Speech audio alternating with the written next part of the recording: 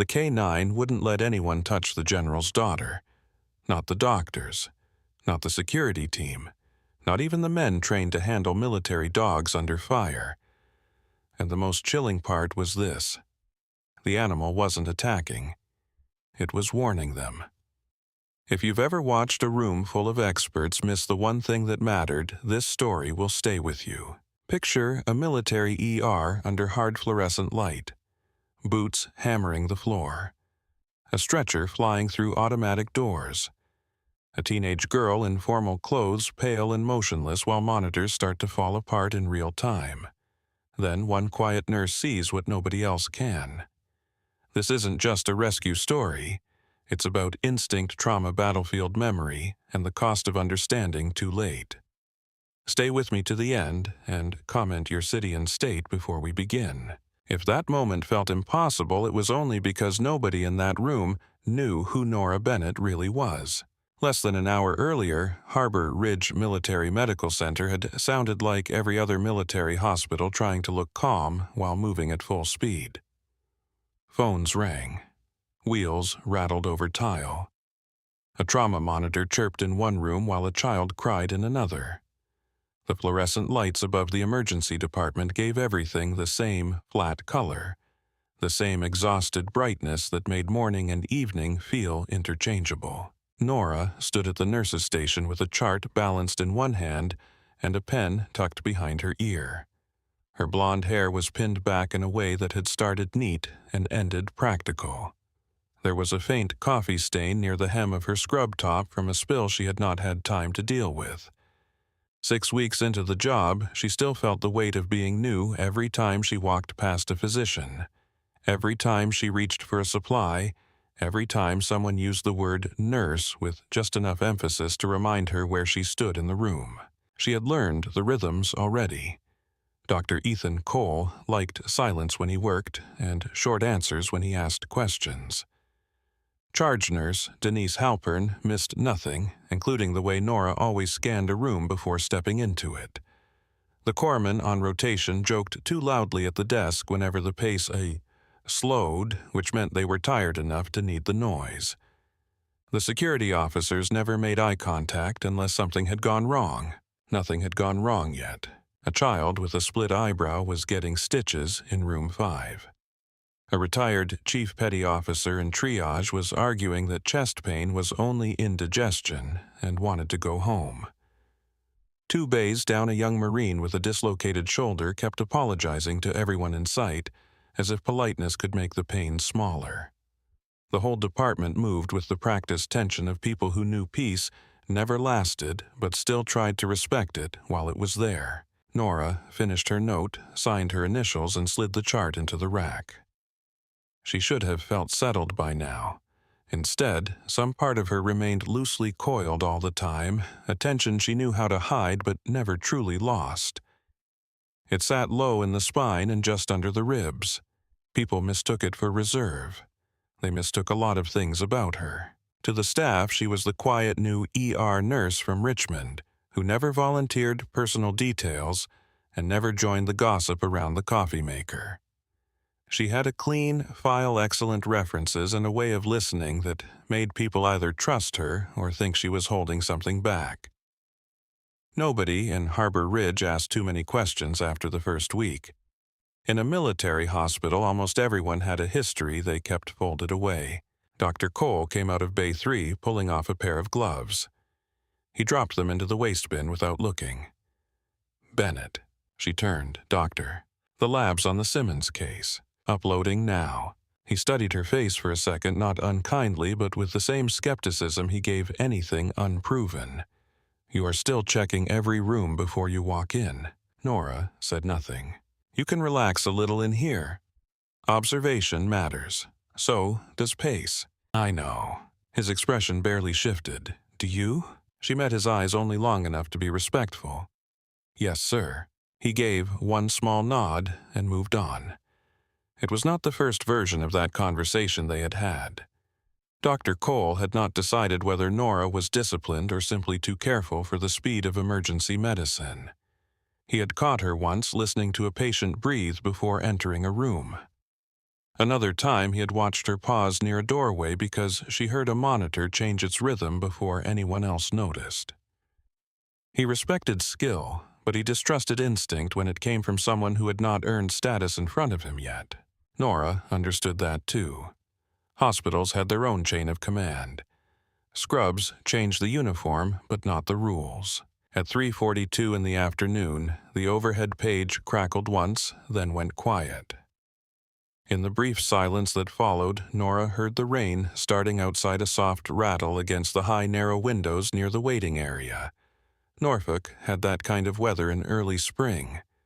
Gray skies over the harbor, wet pavement outside the ambulance bay, wind carrying salt off the water and pushing it between buildings.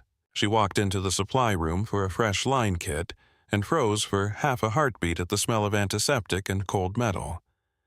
Not because anything was wrong, because some smells never stayed in the present. For an instant the shelves were not white and ordered. They were canvas packs, blood-soaked gauze, a medic bag open on dirt. Rotor wash hammering sand against her neck. Someone shouting coordinates into a radio while a dog barked somewhere just beyond the haze. Nora. The voice snapped the room back into place. Denise Halpern stood in the doorway with a clipboard under one arm. "You planning to live in there?" Nora blinked once. "Sorry. Looking for a central line tray. Second shelf. And if Cole asks, I never let you touch the good tape." A faint smile touched Nora's mouth. Understood. Denise watched her for a second longer, reading the moment without naming it. "You doing all right?" "I'm fine." "Good. Stay that way. We are due for trouble." That line might have been a joke anywhere else. In an ER, it was weather forecasting. Nora came out with the tray and crossed back toward the desk. At the far end of the corridor, a television mounted over the waiting room showed footage from a charity event downtown. Men in dress uniforms, women in evening gowns, white tablecloths, flashbulbs. One of the local anchors was talking over a shot of the annual Admirals Foundation Gala, the kind of event where military families, donors, city officials, and cameras all occupied the same polished room for one night. Denise glanced up at the screen and snorted softly. 100 people in formal wear pretending nothing bad ever happens. One of the corpsmen laughed. "Give it 10 minutes. At 3:51, the emergency radio on the wall cracked alive with enough force to change the air in the room. Harbor Ridge. "This is Medic 7 inbound. Female patient 19 years old. Sudden collapse at off-base event. Unresponsive. Pulse unstable. Respiration shallow. No visible trauma. ETA 4 minutes. Conversation stopped." Nora turned toward the speaker. "Additional note." The medic continued through static. "Patient is Chloe Whitmore. Repeat, Chloe Whitmore. Security detail present. K9 attached." The name landed harder than the medical details. One of the corpsmen straightened so abruptly his chair rolled backward. Denise lowered the clipboard. Dr. Cole came out of Bay 1 before anyone called him. Even the security officer at the front entrance lifted his head. Everyone at Harbor Ridge knew the Whitmore name. Lieutenant General Marcus Whitmore commanded enough respect on the East Coast that people used his last name before they used his rank. He was the kind of man whose arrival could empty a hallway, the kind of officer younger Marines watched from the corners of their eyes. Decorated, controlled, unflinching, and public. Local news loved him. Base command feared disappointing him. The city treated his family like a permanent extension of military power. Chloe. Whitmore showed up in magazines, sometimes usually photographed at fundraisers beside her father in a dress too elegant for someone that young. 19. College student. Volunteer work. A bright face in the orbit of command. Now she was unresponsive in coming into Nora's emergency room. Dr. Cole was already moving. Trauma Bay 2. Full crash setup. Respiratory on standby. Bennett with me. Halpern, clear the lane. Get security to the ambulance door. The department came alive in one clean, violent shift. Curtains moved. Equipment rolled. Someone stripped fresh sheets across the trauma bed. Oxygen hissed through tubing. A crash cart locked into place beside the wall. The glass doors at the far end slid open and shut with people moving faster now, all of them using that clipped, efficient urgency that looked almost calm if you did not know what panic felt like in trained people. Nora checked the monitor leads, then the suction, then the oxygen. She hung a fluid bag and tore open packaging with steady fingers. Around her, the room narrowed into function. This part never changed. No matter whose name was coming through the door, the work itself demanded the same sequence. Airway, breathing, circulation, rhythm, access, evidence, pattern. But even while her hands moved, some quieter part of her noticed what did not fit. Security detail present, K9 attached. For a gala. Denise leaned in as she adjusted the bed rail. "You know anything about this girl?" Nora shook her head. General's daughter Denise said, "There will be 10 phones ringing before the wheels stop." A corpsman wheeled in a second IV stand. There are already reporters outside the front lot. Somebody must have leaked the dispatch. Dr. Cole did not look up. Then keep the doors locked and the mouths shut. The ambulance siren cut off outside. A second later came the sound of tires against wet concrete, then heavy footsteps, then voices, then the sudden metallic clatter of doors being forced wide. Coming in hot, the stretcher burst through the entrance with rainwater still shining on the wheels. 2 paramedics drove it forward at speed, while a third walked backward at the head, squeezing the bag valve mask over Chloe Whitmore's face. Her silver gown had been slashed at the shoulder for access. One strap hung loose. There was mascara under one eye, and blood where she had bitten the inside of her lip when she went down. Her skin looked wrong in a way Nora felt before she could name it.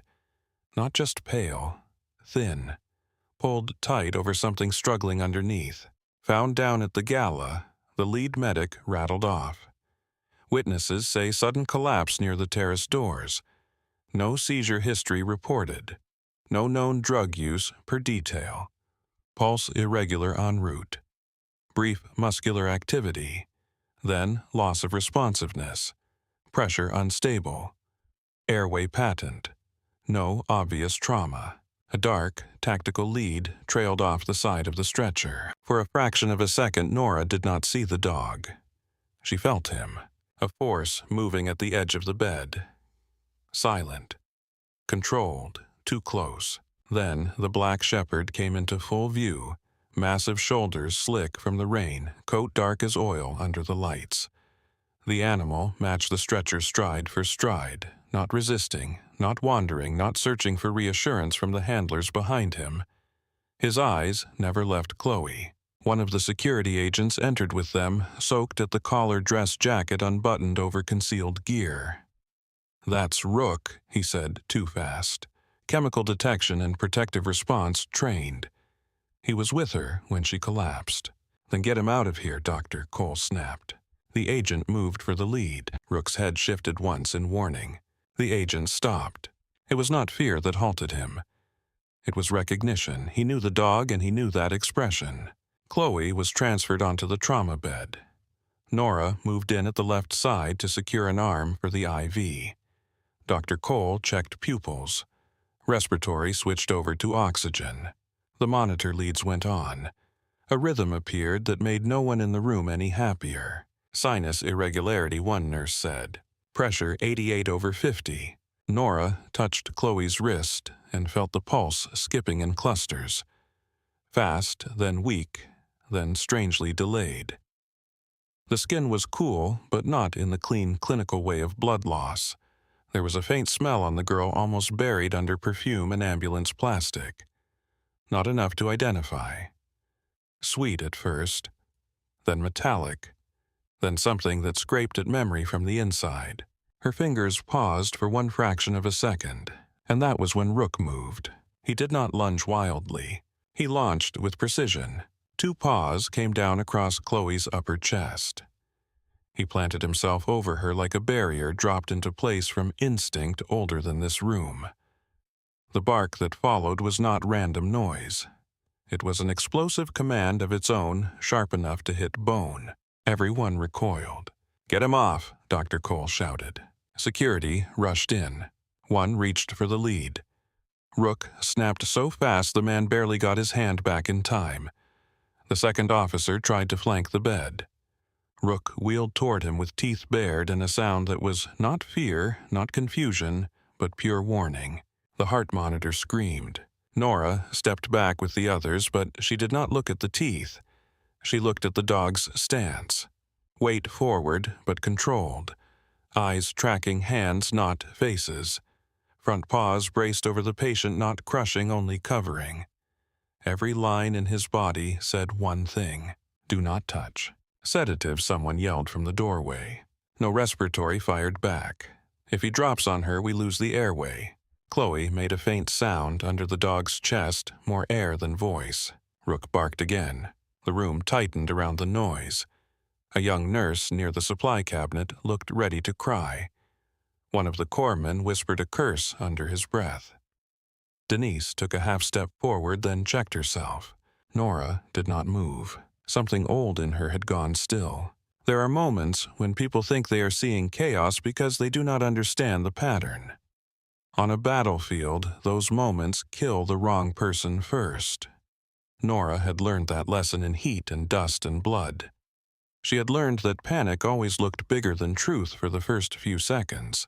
Rook was not attacking the team. He was holding a perimeter. Her breathing slowed once. In through the nose, out through the mouth. The barking faded into background. The pressure in the room narrowed into details. The dog's ears were up, but not flattened in rage.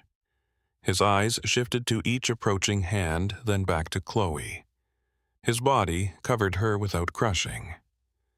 When one of the security officers moved toward the IV bag, Rook barked harder. Not the bed. The line. Not strangers in general. Something connected to contact. Nora felt the old memory before she saw it fully. A casualty station in Helmand under torn canvas. A Marine convulsing on a litter.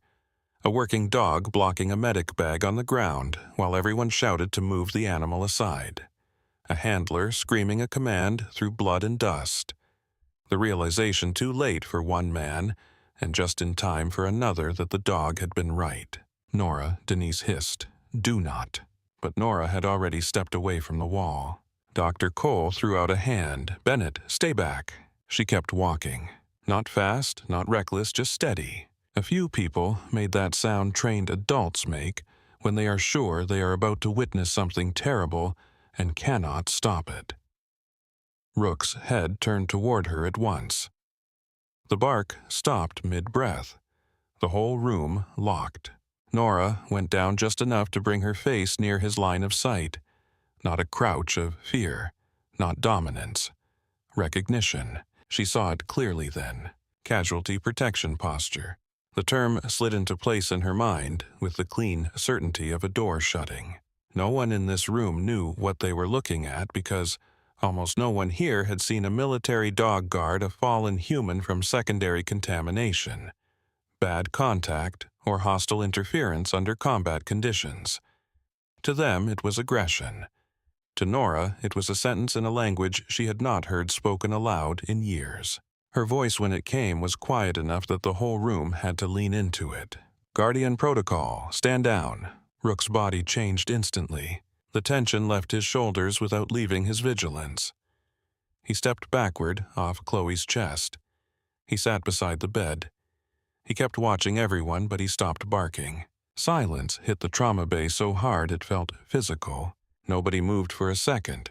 At the door, Gunny Vega stared as if she had reached into the past and pulled out something he thought was buried there for good. That command he said barely above a whisper. "How do you know that command?" Nora did not answer him. She snapped on gloves, reached for the IV catheter again, and took Chloe's wrist. The pulse was still unstable. Dr. Cole recovered first. "Move. IV now. Oxygen. Draw labs. Tox panel. Cardiac enzymes. Full panel." The room lurched back into motion. Nora slid the catheter in cleanly. Tape. Flush. Secure. Another nurse adjusted the oxygen mask. Dr. Cole shone a penlight into Chloe's eyes and frowned. No head trauma signs. No hemorrhage. Rhythm still ugly. Rook sat so still he might have been carved from black stone. Nora looked once at Chloe's face while the tape went down over the line. The girl's lashes trembled. At the hinge of her jaw just under the skin there was a tiny flicker of muscle. So slight, most people would have missed it. Nora did not. Her own jaw tightened. The smell was still there, faint but wrong. At the doorway, Gunny Vega was still watching her. "Where did you hear that command?" he asked again, quieter this time. Nora taped down the last edge. Afghanistan. The word moved through the room without anyone speaking it back to her. Dr. Cole looked up just once, then returned to the monitor. The question in his eyes changed shape, but the patient mattered more than the answer. Outside, the glass the hallway had begun to fill. Military police, hospital administration. Two men in suits with the unmistakable posture of command staff trying to stay out of clinical space while still controlling it. Beyond them, through the far windows, red and blue reflections from arriving news vans cut across the wet pavement. Inside Trauma Bay 2. Chloe Whitmore made a faint choking sound and her eyes opened. Nora leaned close at once. "Chloe, stay with me. Can you hear me?" The girl's gaze wandered before it found focus. Not on the doctor. Not on the lights. On Rook. "Rook," she whispered through dry lips. The dog's ears lifted. "He's here," Nora said. "Can you tell me what happened?" Chloe swallowed. Her breathing stuttered. There was a smell. Nora lowered her head closer. "What smell?" Chloe's eyes were already losing clarity. "Sweet," she breathed. "Metal, wrong." Then she was gone again, slipping back under before anyone could catch another word. The monitor changed rhythm. Dr. Cole cursed softly and reached for the chart tray. "Get me the tox lab on priority." And that was when Rook stood up again, not toward the bed this time, toward the fourth pole. He barked once short and sharp. Every head turned. Rook stepped closer to the hanging fluid and fixed his gaze there, nose lifted just slightly, every muscle in his body alert in a different way now. Not protect the patient. Warn about the contact. A silence opened inside Nora so complete it felt like the room had drained away. She knew that bark. She knew the look. And when she followed the dog's eyes to the clear bag hanging over Chloe Whitmore's arm, something old and buried in her opened all at once. Rook's stare never left the IV bag. Neither did Nora's. The fluid inside looked harmless beneath the trauma lights. Clear. Ordinary. The kind of bag she had hung 1,000 times without thinking. But in medicine, ordinary could kill faster than anything dramatic because people trusted it on sight. They saw transparency and assumed innocence. They saw plastic and labels and sterile ports and forgot how easily danger hid inside clean systems. Dr. Cole was already moving again, one hand on Chloe's shoulder as he checked responsiveness, the other braced against the bed rail while he watched the monitor. "Pressure is dropping again. Push the fluids. Where are my labs? Blood is on the way. Cardiac panel pending. Respiratory, rate 10 and shallow." Nora heard every word, and none of it settled the shape building in her mind. The room was doing exactly what it should do for an unstable patient. That was the problem. The team was responding to the visible emergency while something else stood just beneath it, distorting every choice they made. Rook gave one low sound in his chest. Not a bark this time. Not a growl meant to threaten. It was closer to strain, the kind of warning a machine might give before failure if machines had instincts. Nora stepped toward the pole. Dr. Cole looked up sharply. "Bennett." She stopped only because the tone demanded it. "What are you seeing?" The question came out clipped, skeptical, but real. He had heard the shift in the room. He had seen the dog. He had seen Nora hear something nobody else heard. Whatever he thought of her, he was no longer dismissing her. Nora kept her eyes on Chloe's arm. The flush around the insertion site looked faint at first, then darker when she leaned in.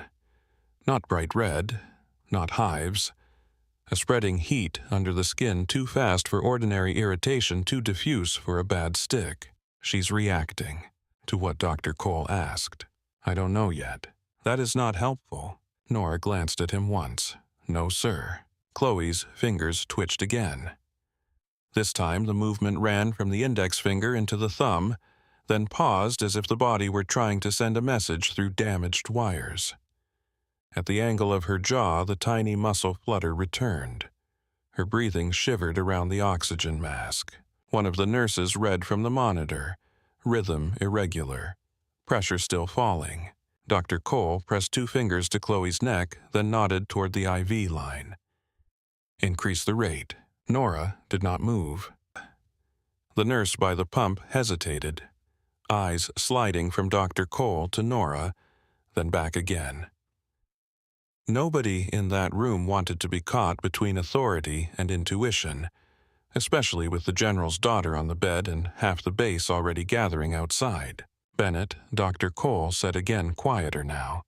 If you have something, say it. Nora looked at the bag once more, then at Rook.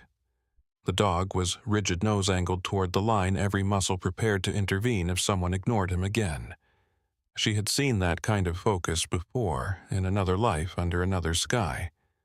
Not in polished trauma bays, in heat, in canvas, in rooms that could be overrun by dust with one turn of the wind. A voice from that memory rose so clearly she almost heard it in the present. Do not break contact until you know what touched him. Another voice, younger, hers. What if it is the medic bag? Too late. The memory vanished, leaving behind the same cold truth it always did. Too late was never loud when it arrived. Too late looked like a normal procedure done 1 minute after the last safe minute had passed. I need the timeline, Nora said. Dr. Cole frowned. What? She turned toward the paramedic who had ridden in with Chloe. Start from the collapse. Exact sequence.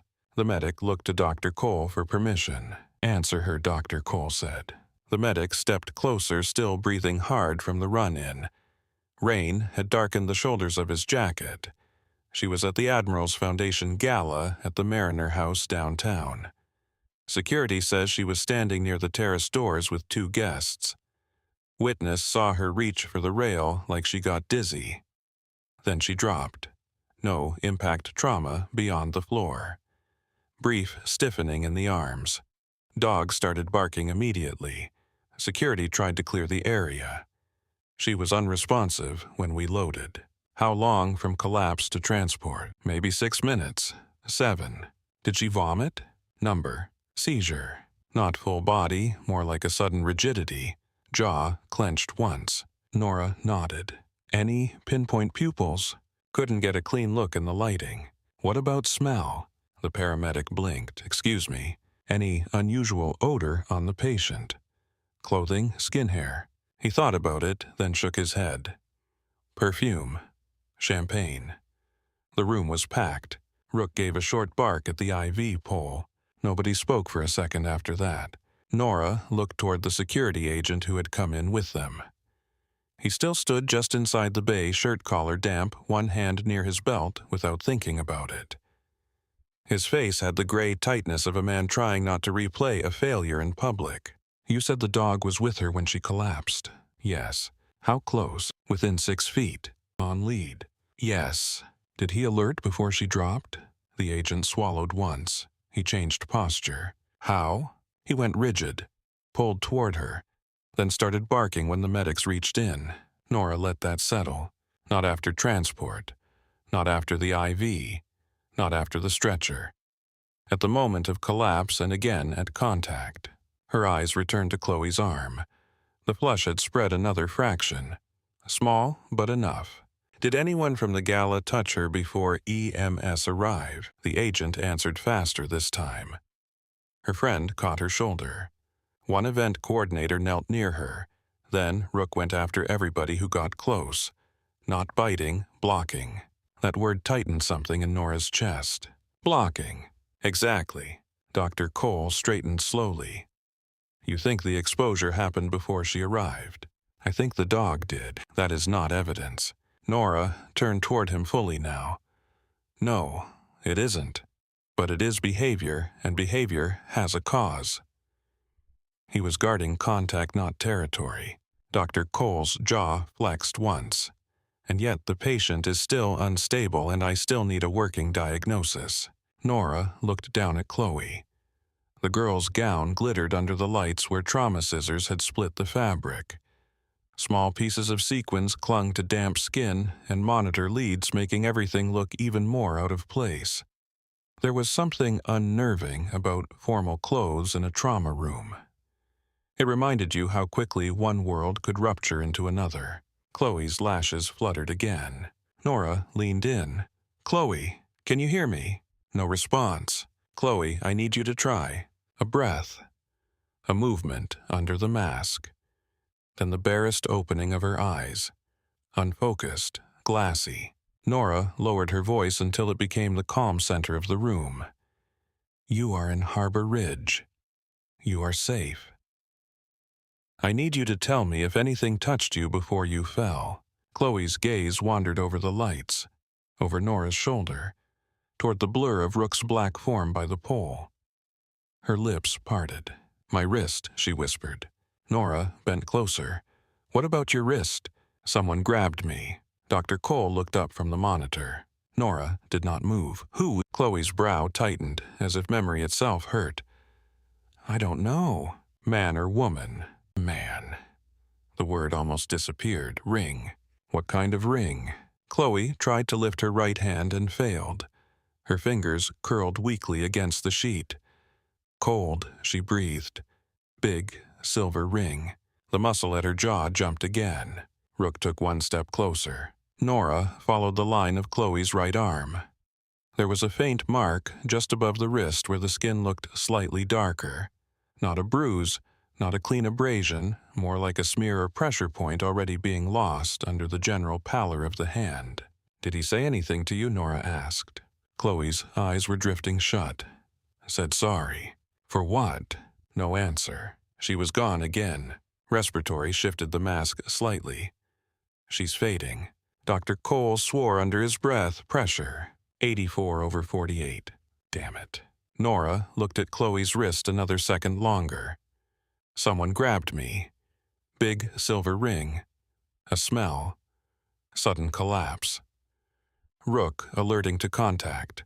Symptoms that fit badly into every ordinary box the room wanted to use.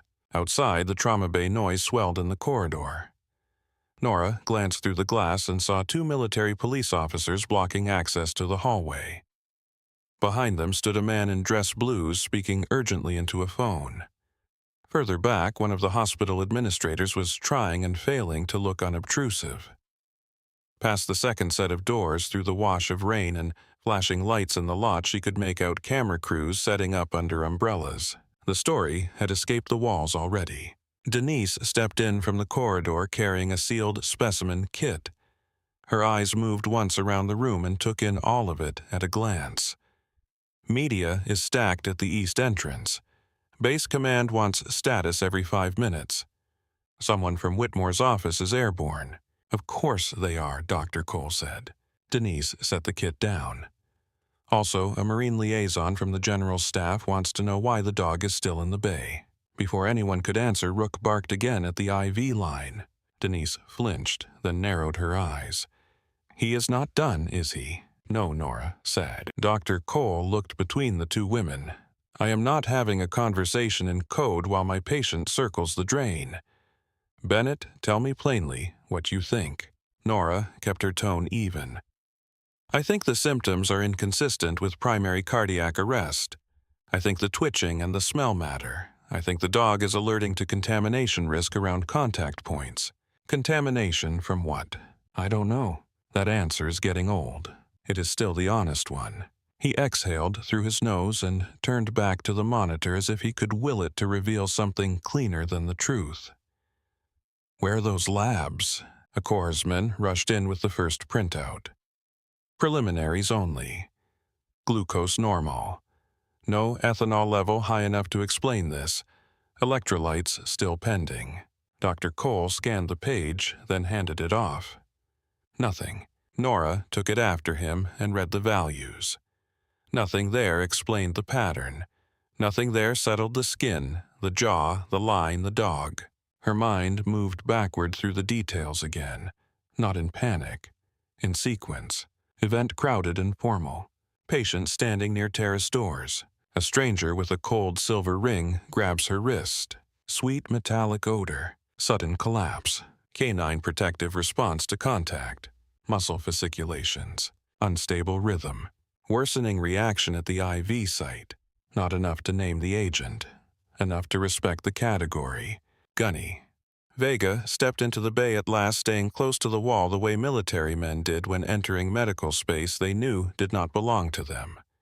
He was broad-shouldered, mid-40s, cropped dark hair shot with gray at the temples. The expression on his face had lost all trace of curiosity. Now it was recognition mixed with unease. He nodded once to Dr. Cole, then looked at Nora. Ma'am. She hated the title in hospitals. It always felt misplaced. Gunny, I asked around.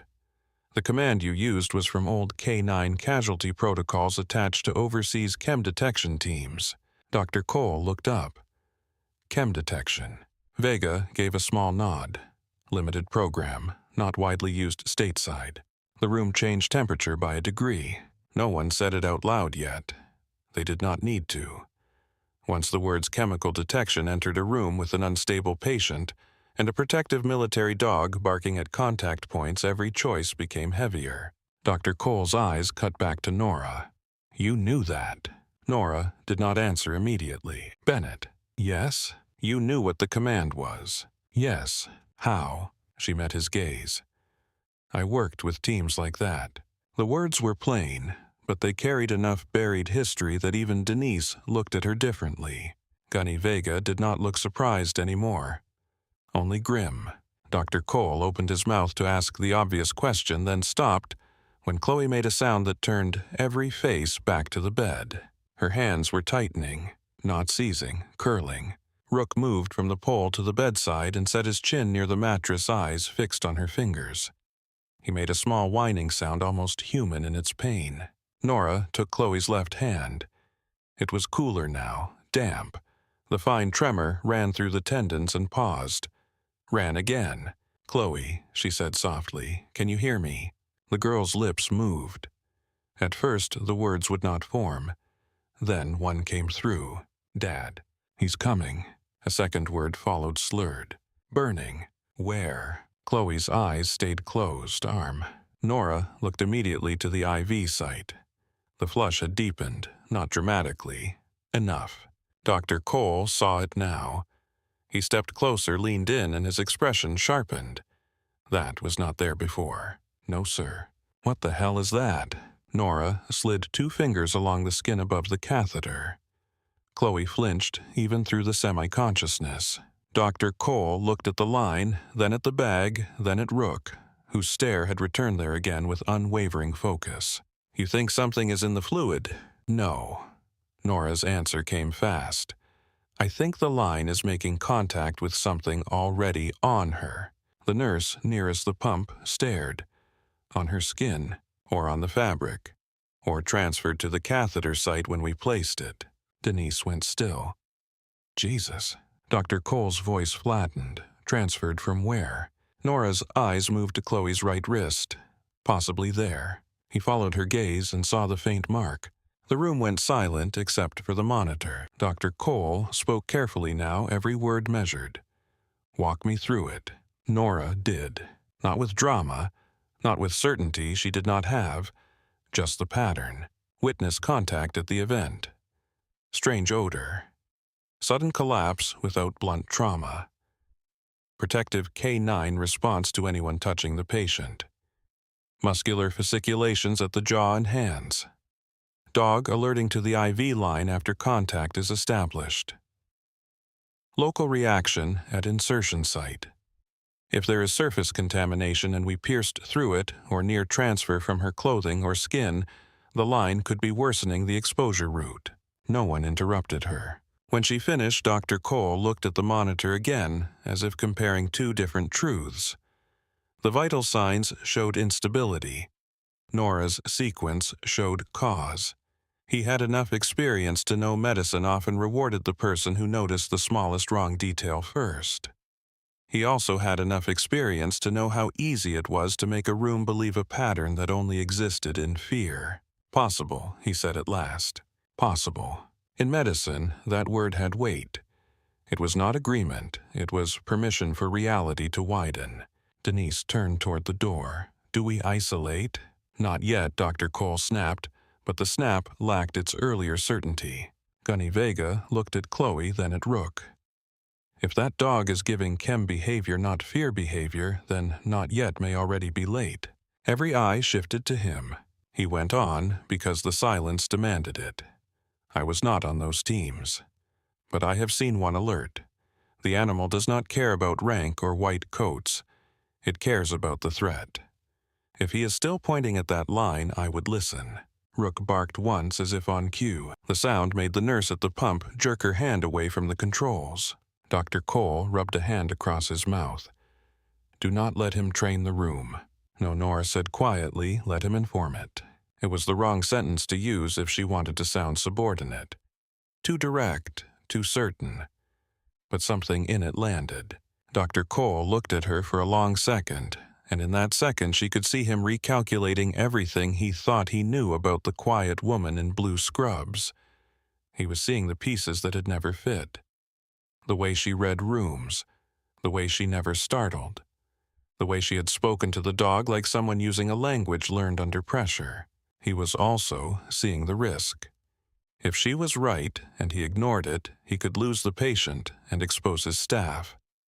If she was wrong and he acted on it, he would shut down a trauma bay in front of half the base and every camera outside over a theory tied together by a military dog and a nurse no one had fully understood until tonight. Cole Denise said softly, not as a challenge, but a warning. Choose. The monitor answered for him with a new irregular run. Chloe's body stiffened once. Her breath caught. The oxygen mask fogged, cleared, fogged again. Nora looked at the line, then at the flush, then at Rook. Something in her chest pulled tight around a memory she had spent years trying not to revisit. A young Marine on a canvas litter dust caked in his lashes. A medic reaching for a line. A dog losing its mind at a bag everyone thought was sterile. The moment after, when the wrong contact made the symptoms explode. Later, the report called it secondary transfer. The report did not mention the smell, or the look in the handler's eyes. Reports rarely held the part that stayed with you. Chloe's fingers curled harder. Nora moved before she had fully decided to.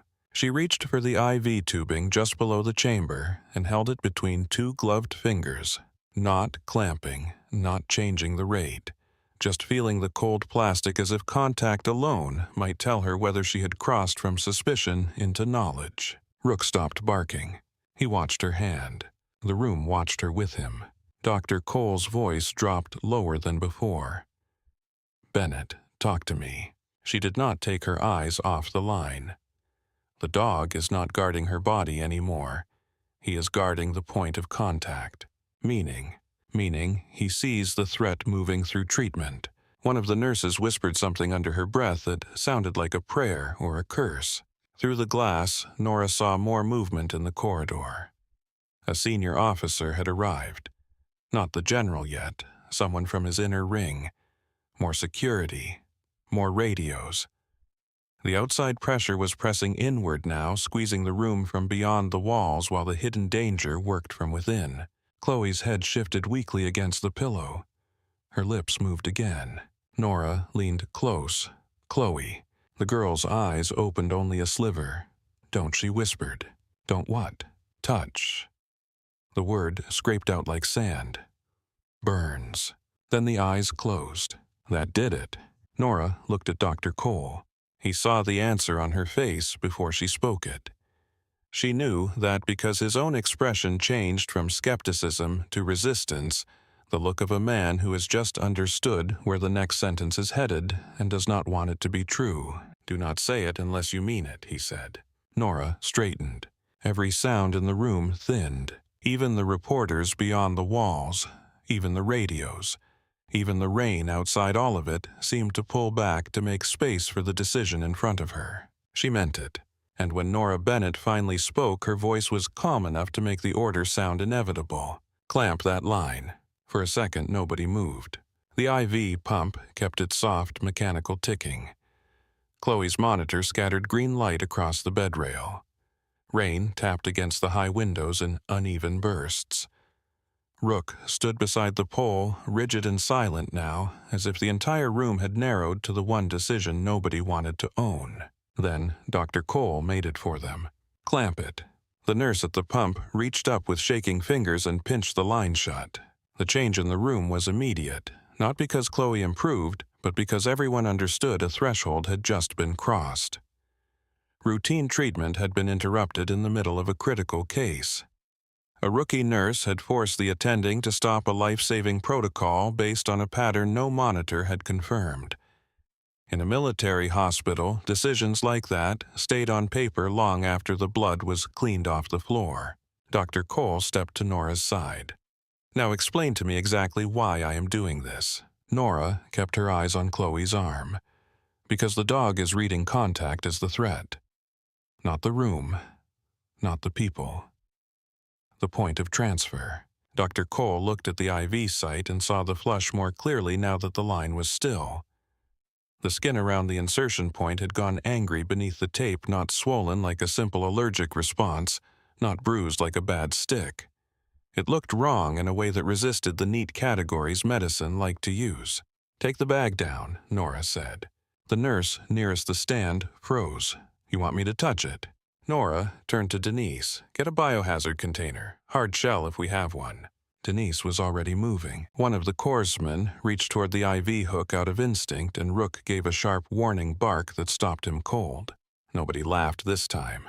Dr. Cole looked straight at the dog, then at Nora. "I need more than behavior." "You have more than behavior," she said.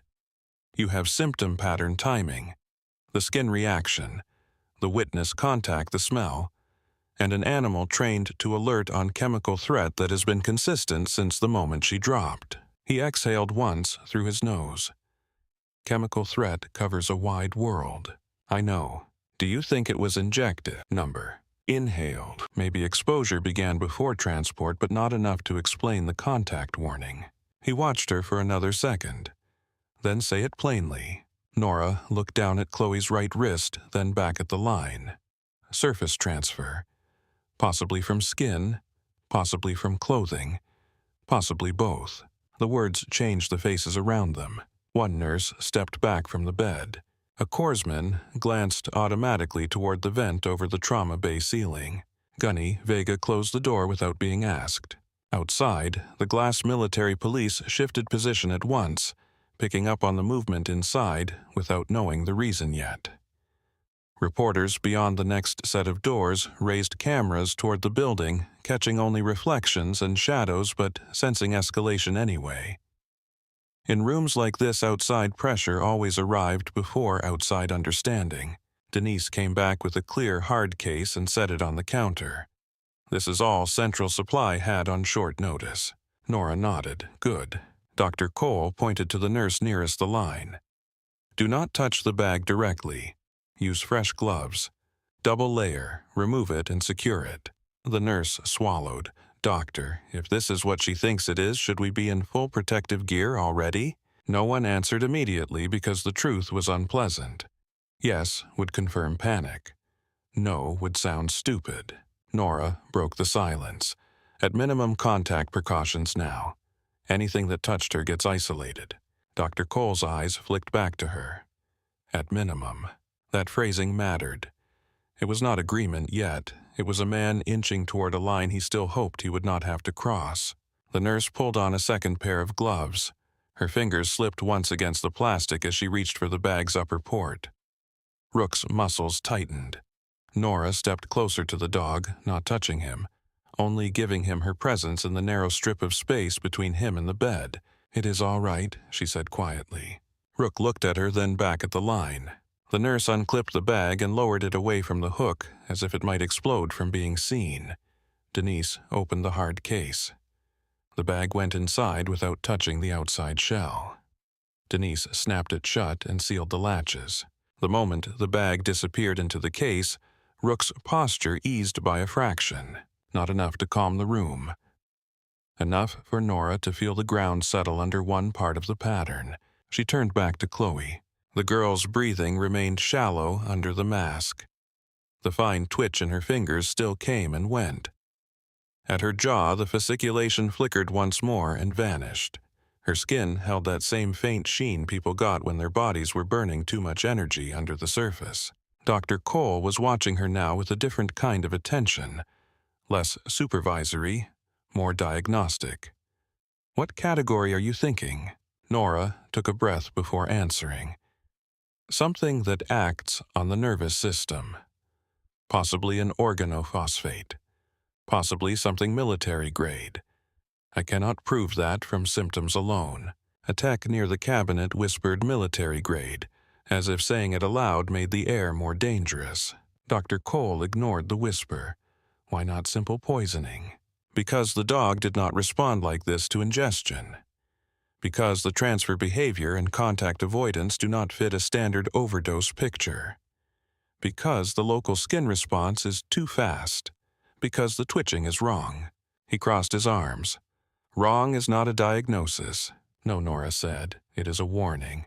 A faint movement came from the bed. Chloe's eyelids fluttered and her left hand tensed around the sheet. Nora leaned close again. "Chloe, can you hear me?" The girl's mouth moved around the mask. No sound. Nora lifted the edge carefully enough to hear her without fully compromising the seal. "One sentence. That is all." Chloe swallowed against dryness and pain. "My arm," she whispered. "Which one?" "Right." Nora's eyes went to the wrist again. The faint pressure mark still sat there almost invisible under the hospital light. Not a bruise. Not a cut. A transfer point. Something had touched her there hard enough to leave shape light enough to be dismissed by anyone looking for violence. Did he grab you with bare skin or gloves? Chloe's brow pinched weakly. Hand. The ring was on that hand, a tiny nod. What did he smell like? It took effort for Chloe to answer. Like metal. Sweet at first. Her throat worked, then bitter. Nora replaced the mask. Dr. Cole was close enough now to hear every word. That does not narrow it. It narrows the root. He looked again at the wrist, the line, the dog. You think she was marked. Nora did not like the word, but it fit too well. Maybe brushed. Maybe transferred. Not enough to drop her immediately. Enough to ride with her until something else pushed exposure deeper. The fourth. Possibly. Or contact from sweat movement pressure. But the line made the dog escalate. Dr. Cole rubbed his jaw once hard enough to whiten the knuckles. He was a good physician. Good enough to know when a case had slipped outside the architecture he trusted. Good enough to hate that feeling. Gunny Vega moved up beside the wall monitor, staying clear of the bed. Doctor, Cole turned. If you are considering chem exposure, I need command notified before this turns into rumor. Command is already outside my hallway, Cole said. Then tell them the right thing before somebody tells them the loud thing. Denise shot Vega a glance that carried both approval and annoyance.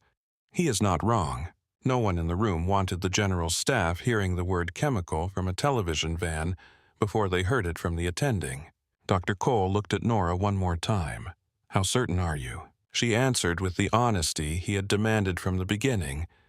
Certain enough that doing nothing would be the gamble. That landed harder than certainty would have. It was not arrogance.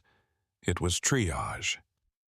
The kind used by people who had once made choices with too little information and still had to live with them. A beat passed. Then Dr. Cole changed the room.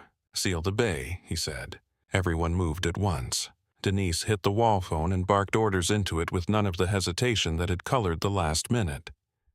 Shut the air, return over trauma 2. Bring contact gear now. Lock corridor access to authorized medical and base response only. I want a decon cart outside this room in 60 seconds. A corpsman closed the secondary cabinet doors and stepped back from the bed. Another pulled yellow precaution tape from a drawer and stretched it across the threshold outside the glass. The military police in the hallway straightened immediately when they saw it go up. One spoke into his radio. Another blocked the corridor with both arms and turned away a clerk who had wandered too close. The hospital changed shape in real time. The waiting room television still showed smiling anchors and polished fundraising footage from the gala downtown. But inside the emergency wing, the tone had dropped into something colder, more procedural, more dangerous because it was controlled. There was no screaming, no visible panic, just people moving faster while speaking more quietly. That was how serious places handled fear. Rook remained at Chloe's bedside, head angled toward her right arm now instead of the bag. Nora saw that shift and filed it away. Dr. Cole pointed to the bed linens. Anything that came in with her stays in the room. Gown shoes, jewelry tape wrappers, all of it. Denise nodded, already on it.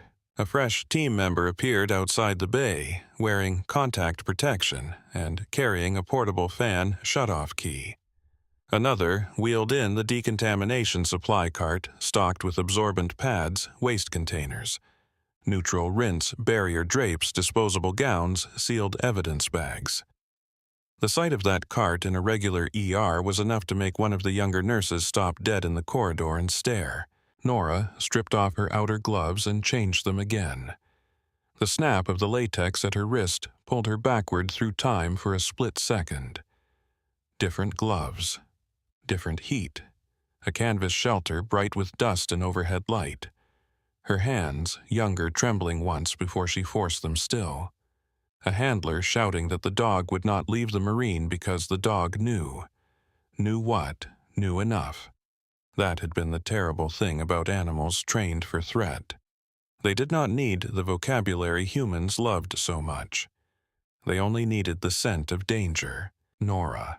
Dr. Cole's voice brought her back. He had noticed the fraction of absence in her eyes. Stay here. I am here. He held her gaze a second longer, reading whether the past was about to interfere with the present. Whatever he saw, he accepted it. Then help me keep her alive. The words were plain, but there was trust in them now.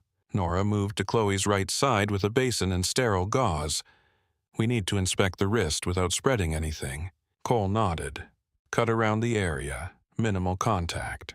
Denise used trauma scissors to split the sequined sleeve from the shoulder down, leaving the skin exposed in a careful line rather than dragging fabric across the forearm.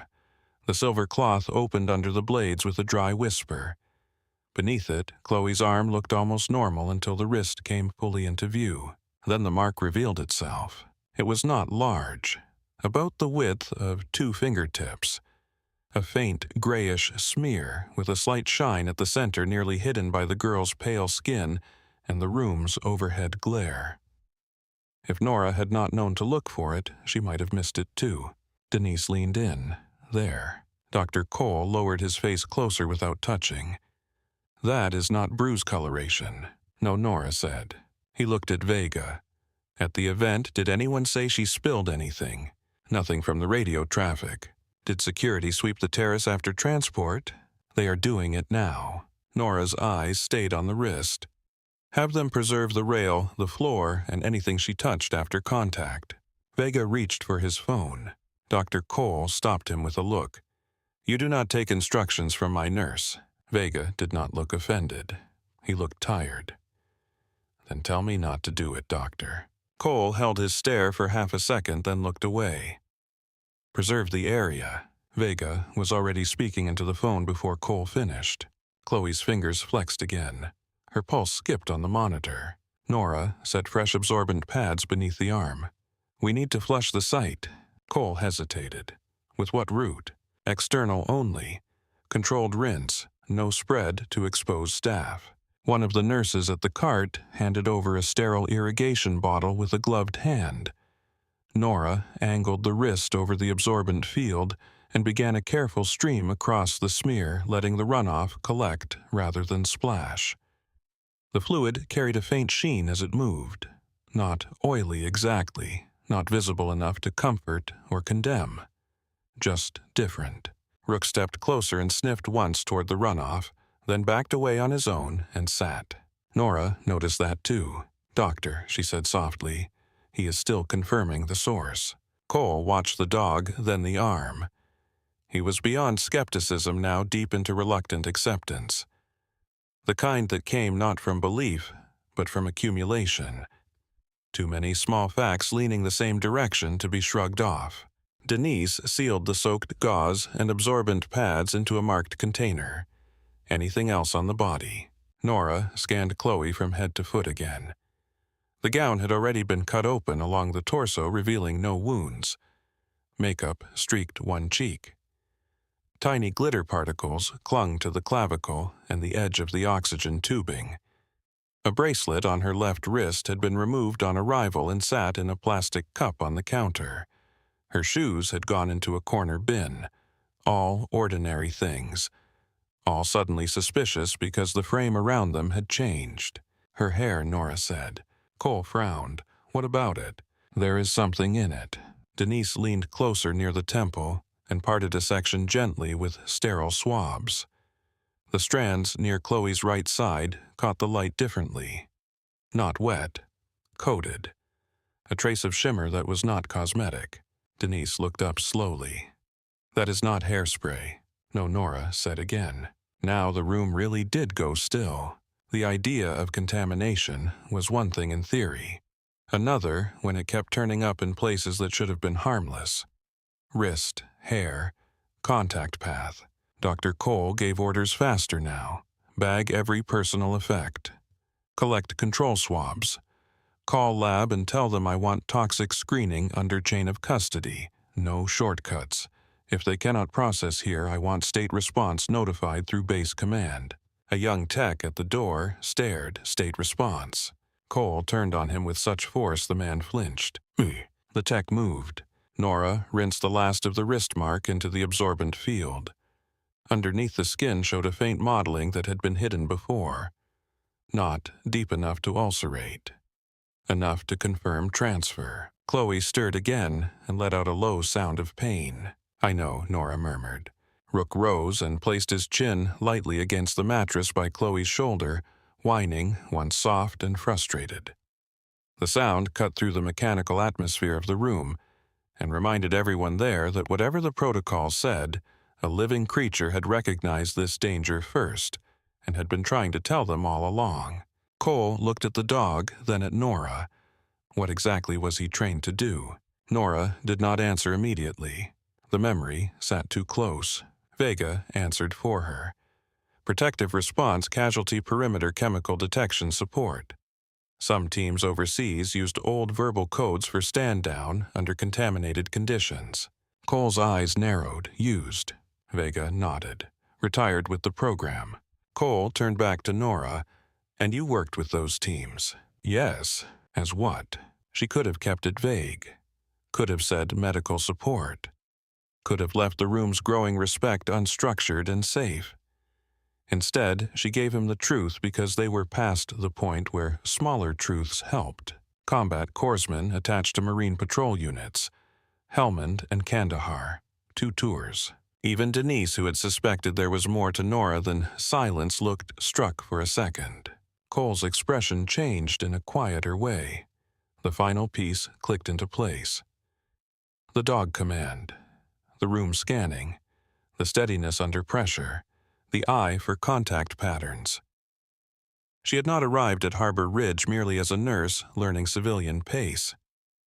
She had brought another war under her skin and hidden it under blue scrubs until now. That realization softened nothing. It sharpened everything. He nodded once. All right. It was not sympathy. It was acceptance of expertise. A new call came through the wall phone. Denise answered, listened, then covered the receiver. Base command wants status. General Whitmore is inbound by air from Quantico. 15 minutes out. No one commented. A father was coming. A general was coming. Both truths sat on top of each other and made the room feel smaller. Outside, the glass reporters had pushed closer to the outer barricade. Flashbulbs popped in the rain. One anchor in a red coat spoke urgently into a camera, while military police held the line near the hospital entrance. Staff crossing the waiting area slowed to glance at the screens, then hurried on. Rumor had overtaken fact the way it always did when uniforms and ambulances met in public. Inside, Trauma 2. The facts were still arriving, one painful inch at a time. Chloe's breathing hitched. Cole checked the monitor. Rate is unstable but not worsening. Nora looked at the line. Good. Do not say that like this is under control. It is not under control, she said. It is less wrong than before. That almost made Denise laugh, but there was no room for it. A lab runner appeared in protective gear at the doorway, with updated blood values on a tablet sealed in plastic. Cole read them fast, frowned deeper, and handed the tablet to Nora. Cholinergic markers were not definitive from a quick screen, but enough of the numbers leaned toward toxic disruption that the room lost its last excuse to pretend this might be ordinary. Cole saw it on Nora's face before she spoke. You see it? Yes. How strong? Strong enough. His gaze dropped to the locked toxin cabinet mounted near the crash cart. Nora followed it. Inside sat the emergency antidote kits reserved for rare exposures. The kind of medication that made administrators feel better about preparedness, and most doctors hoped they would never have to use in real life. Harbor Ridge had them because it was a military medical center near several sensitive sites. Having them had always felt theoretical, until now. Cole did not move to the cabinet yet. I am not pushing antidote on a maybe. No, Nora said. Not yet. He gave her a quick look, perhaps surprised she had not pressed harder. Nora understood the line he was holding. Antidotes had costs. So did wrong assumptions. But the line was shifting. Denise came back from the phone again. Air handling shut over this bay and the next two. Hazmat consult requested through base response. Command wants to know whether the patient is the only exposure. Nora looked at the sealed case holding the IV bag, then at the marked containers from the wrist rinse and hair swabs. Not enough data. Denise repeated that into the phone, then listened. Her face closed a little. Command says there were other guests on the terrace. Vega was already sending another message. Security will lock the event perimeter. Nora imagined the gala ballroom in fragments built from the television footage she had seen earlier. White tablecloths, glass walls looking over Black Harbor water, donors in evening wear, officers shaking hands, music too soft to be remembered later. Somewhere inside all that polished civility, a hand with a silver ring touched a girl's wrist and walked away. The thought made her stomach turn colder than fear ever did. Cole noticed. You have seen this before. It was not a question. Nora kept her eyes on Chloe because that was easier than looking anywhere else. Close enough. How many? Enough. Denise said nothing, but the silence that followed held respect and something more painful than that. They were starting to see the cost of the calm they had mistaken for shyness. Chloe's fingers moved again, then slowly relaxed. Rook's ears lifted as if he felt the same minor shift the monitor was about to confirm. One run is settling the nurse at the monitor, said surprised. Cole leaned close. Maybe from stopping the line. Maybe, Nora said. He looked at her. You are allowed to be right later. She did not answer. A minute passed in tight procedural motion. The contaminated sleeve was sealed. The hair swabs were bagged. The shoes and jewelry were isolated. The floor under the bed was checked and covered. Fresh staff entering the bay wore contact gear and left everything they touched inside. Rook remained because no one was willing to drag the one reliable warning system out of the room now that they understood his value. The last thing Nora did before she stepped back was inspect Chloe's neck collarbone and exposed shoulder. Near the right side of the throat, just below where the gown strap had slipped, she found the faintest dusting of the same unnatural shimmer seen in the hair. Transfer trail. She showed Cole without speaking. He stared at it, then closed his eyes for a second, as if steadying some internal anger that had nothing to do with medicine, and everything to do with what this meant beyond the room. When he opened them again, decision had replaced resistance. All right, he said. We treat this as confirmed toxic exposure until proven otherwise. Nobody argued. Denise, formal containment. Call for full decon support in this wing only. Vega tell command this was likely intentional contact and they need every camera angle from the gala preserved now. Bennett with me. Nora turned. Cole looked from Chloe to the toxin cabinet and back again. We are done hoping the labs will catch up before her body loses the argument.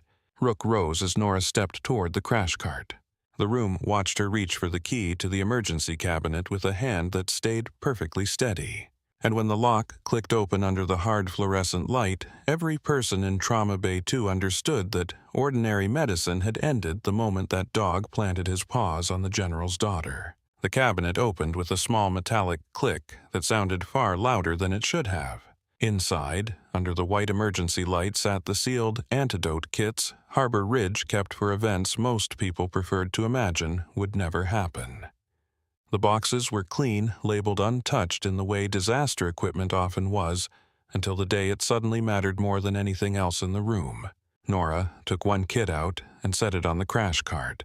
Nobody spoke for a second. Then Dr. Cole stepped beside her and looked down at the contents with the expression of a man reading a language he knew well enough to respect and not well enough to trust without consequence. Syringes. Preloaded medication. Dosing guides. Contact protocol cards. Emergency medicine was full of moments where treatment had to begin before certainty arrived. This was one of them. The difference was that most of those moments did not involve a general's daughter, a sealed trauma bay, and a military K-9 that had been right before everyone else. Cole looked at the monitor, then at Chloe's face. Status. The nurse by the bed read the numbers. Pressure remains low but holding. Rhythm still irregular. Tremors intermittent. Respiration shallow but not failing. How long since the line was clamped? 3 minutes. Cole nodded once, then looked at Nora again. Walk me through the medication. Nora opened the kit and laid everything out in order with movements that were precise without looking rehearsed. That was what unsettled people sometimes. The calm. Not because calm was rare in medicine, but because hers did not come from routine. It came from surviving the exact kind of moment most people only studied in binders. First-line atropine support, she said. Then pralidoxim. We are treating symptom burden and preventing further collapse if this is cholinergic toxicity or adjacent enough to behave like it. Cole listened without interrupting. One of the younger nurses swallowed hard. And if it is not, then we monitor the response and manage the cost, Nora said. The nurse looked at her as if the sentence was not an answer. In truth, it was the only one emergency medicine ever had. Every action carried risk, every delay carried one too. The art was deciding which danger you could survive. Denise moved to the wall phone and cut off a demanding voice on the other end before it could finish. No one is stepping into this bay until the doctor says so. She hung up and turned back. Administration wants to know whether we need an evacuation. Cole did not even look up, not from me. Vega's phone buzzed again in his hand. He checked the screen, jaw tightening. General Whitmore is on final approach. 7 minutes. No one answered. The room had shrunk around Chloe. 7 minutes was somewhere else. A helicopter, a landing pad, a father in the air. Here, time was counted in heartbeats, in missed muscle twitches, and how long a girl could keep breathing through poison, while adults argued over certainty. Nora drew the first medication into the syringe and checked the label twice. The liquid looked no different from any other medication under hospital light. Clear. Controlled. Small enough to fit in one hand. She remembered another vial once in another place held under a single bulb, while dust tapped against canvas and a young Marine lost his pulse one staggered step at a time. Back then, the heat had been brutal, the gloves too tight, the air full of diesel and blood. This room was colder, cleaner. That made no difference to the body. Cole noticed the memory move across her face, not as expression exactly, but as gravity. Bennett. She came back to him at once. Sir, dose. She gave it to him. He checked it himself, then nodded once. Administer. That one word changed everyone's posture. The treatment no longer belonged to theory. It belonged to the patient. Nora moved to the bedside. Rook rose at once when she stepped close to Chloe. Not aggressive, not blocking, only following the motion with a sharpness that suggested he understood the shape of intervention, even if he did not understand the instruments. "It is all right," Nora said quietly, not to calm him so much as to mark the shift. The dog held her gaze for one beat, then lowered his head slightly and stayed where he was. Chloe's skin looked too pale against the cut silver fabric and white sheet. Her lashes rested on her cheeks as if sleep could still explain this if nobody looked too hard. The oxygen mask fogged lightly with each breath. One hand remained curled near her hip. The right wrist, cleaned and isolated, now lay on sterile padding beneath the overhead light. Nora found the alternate access point the team had established after clamping the first line and pushed the atropine slowly. Every eye in the room followed the syringe. The seconds after injections stretched. No one spoke. Even the usual room noise seemed to hold itself back. The monitor kept its irregular pace. Chloe's chest rose and fell. Rook stood as still as a sentry cut from dark stone. Then a subtle change moved across her face. Not recovery, not relief, but release. The tension at the corners of her mouth eased a fraction. The tiny, ugly flicker at her jaw paused. Her fingers, which had been drawing inward and holding, loosened enough for the tendons in the hand to soften under the skin. Denise saw it first. Tremor is down. Cole leaned in over the monitor. Heart rate is changing. The nurse at the screen stared at the numbers. Still unstable, but trending better. Nora did not let herself relax. Not yet. We are not done. She prepared the next medication. Cole looked at her and saw what few people ever noticed unless a crisis was bad enough. She was not performing calm for the room. She was allocating it. One portion to the patient, one to the next step, none to herself. He turned to the others. Nobody assumes improvement means safety. We stay tight. Outside, the glass, more shadows crowded the corridor. Through the reflections on the doors, Nora could see brass uniforms, a hospital administrator, and 2 military police officers holding the line with increasing strain. The story was swelling through the building even though almost no one knew the truth yet. That was how these things always happened. The noise ran ahead. The facts bled behind. Vega stepped aside to answer another call in a voice kept low enough not to break the room. "No, sir. She is alive. No, sir, I am not giving details from inside containment." He listened, then glanced through the glass. "Yes, sir, he is in the bay. The dog remains with the patient." He ended the call and slid the phone back into his pocket. "The general's aide wants to clear the room before he arrives." Cole gave him a look flat enough to stop a rifle round. Then his aide should become a doctor in the next 5 minutes. Vega did not argue. Nora administered the second medication through the new line and flushed carefully. Rook watched her hands, then Chloe, then the line. The dog's ears shifted once. His head tilted the smallest fraction as if scent and body signs were finally beginning to tell him something better than they had 10 minutes ago. Chloe's breathing deepened, only by a little. In that room, a little was everything. The monitor rhythm did not normalize, but it lost some of its dangerous unpredictability. The skipped beats still came just farther apart. The pulse at her wrist felt less like a vanishing signal, and more like a body fighting its way back toward itself. Cole checked her pupils, then the monitor, then the skin color at her lips. Again. The nurse looked up from the screen.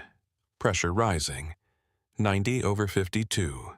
Denise let out a breath that almost became laughter and died as relief instead. "I will take it." No one said she was safe. No one said they had won. Those were not words people in serious rooms trusted too early. Nora adjusted the oxygen mask and touched Chloe's shoulder. "Chloe, stay with me." The girl's eyelids fluttered. Rook took one step nearer. "Easy," Nora said softly. This time, Chloe's eyes opened fully enough to hold the light. Confusion moved through them, first, then pain, then the fragile focus of someone climbing back up through deep water. She looked around the room without understanding it. White lights, masked faces, the dark outline of Rook, then Nora, where she whispered. "In Harbor Ridge," Nora said. "You collapsed. You are in the ER." Chloe swallowed and winced. "My dad. He is coming." Her eyes shifted weakly toward the right side of the bed. Rook. The dog made a sound low in his throat and moved his head until she could see him more clearly. His tail struck the floor once. The change in Chloe's breathing was slight but immediate. Slower, more anchored. Cole watched that, filed it, then leaned close enough for Chloe to hear without strain. "Miss Whitmore, can you tell me what happened before you fell?" Her brow furrowed. The effort cost her. "I was outside. Terrace. Music." She closed her eyes briefly, then opened them again. "Someone spoke to me." Nora kept her voice low and steady. "The man with the ring." Chloe's gaze flickered toward her at the word. "Recognition." "Yes. What did he look like?" "I do not know." The words came thin and halting. "Not old. Dark coat." He smiled. Nora glanced at Vega. He was already listening the way Marines listened when a room stopped being medical and started being operational. "Did you know him?" Nora asked. Chloe shook her head weakly. "He said he knew my father. Then he touched your wrist." Another weak nod, like he was helping me turn. "What happened then?" Chloe breathed in shallowly through the mask. "I smelled something. I thought maybe perfume. Then everything felt wrong." Cole cut in. "Wrong how?" Her eyes moved toward the ceiling as she searched for words. "Heavy. Like my skin did not fit right. My heart." She swallowed, too fast and too far away. Nora had heard versions of that description before from men who had survived what others did not. Bodies in toxic distress often said strange things because ordinary language had no practice describing invisible assault. "Did he stay near you?" Nora asked. "No." Chloe's lashes lowered. "He was gone." "Did anyone else touch you?" "My friend, maybe." Then Rook started barking. "Before or after you fell?" "Before." The answer was clearer than the rest. He was pulling. That made Vega look down for a second, jaw set. A trained detection dog had identified the threat before any human in dress uniform or formal wear had done the same. Somehow that failure sat heavier in military spaces than many people realized. Nora took the clue and held it where the room could feel it. He alerted before collapse. Cole nodded once without taking his eyes off Chloe. "That matters." "Yes, sir." Chloe's focus was starting to wander again. Her body was still weak, still fighting. The medications were helping, but recovery was not a switch. It was an argument carried in increments. Enough, Cole said, let her rest. But Chloe reached clumsily toward her right wrist, stopping short when the padding brushed her skin. Burning, she whispered again. Nora took her left hand instead. "We know." Chloe's fingers tightened weakly around hers. Not with strength, with fear. The room saw it. The general's daughter reduced to that small, human grip. Not rank, not headlines. Just a 19-year-old girl asking without words whether the person in front of her could keep the darkness from closing again. Nora held on. "Look at me." Chloe did. "You are breathing better. Your heart is working harder for you now, not against you. Stay where you are. Do not fight the room." It was the kind of language combat medics used because clarity and gentleness had to live side by side when people were afraid. Chloe's eyes stayed on hers another second, then drifted toward Rook. "He would not let them touch me." "No," Nora said. "He would not." A faint line formed between Chloe's brows. Even half-conscious, even shaking at the edges, she understood what that meant. Some part of her knew the dog had chosen between seeming dangerous and letting something worse happen. Rook rested his chin lightly on the mattress near her elbow. Nora felt the grip in Chloe's hand loosen as exhaustion took over. Cole checked the monitor again. Pressure. 96/56. Rhythm improving. Denise looked toward the door, where shadows kept moving behind the glass. The room outside is about to turn into a parade. Cole did not take his eyes off the patient. Then it can wait. It could not, of course. Not really. The sounds in the hallway were already changing. Boots. More radios. The deeper organized motion that followed rank into a building. Through the layered reflections, Nora saw a line of military police stiffen near the corridor entrance. An administrator stepped quickly aside. A colonel straightened his jacket. Some arrivals announced themselves before they ever crossed a threshold. Vega looked toward the glass. He is here. No one needed to ask which he meant. Cole drew himself upright and glanced once around the room. No one says more than necessary, medical facts only. Denise gave a short nod. Rook lifted his head. His ears turned toward the door, then back toward Chloe, then toward Nora. The dog could scent the shift in the room, even if he did not care about rank. He cared about the girl. He cared about the danger. Everything else was background. The corridor outside split open. Lieutenant General Marcus Whitmore appeared beyond the glass with the force of a man who had walked through too many people trying to slow him down.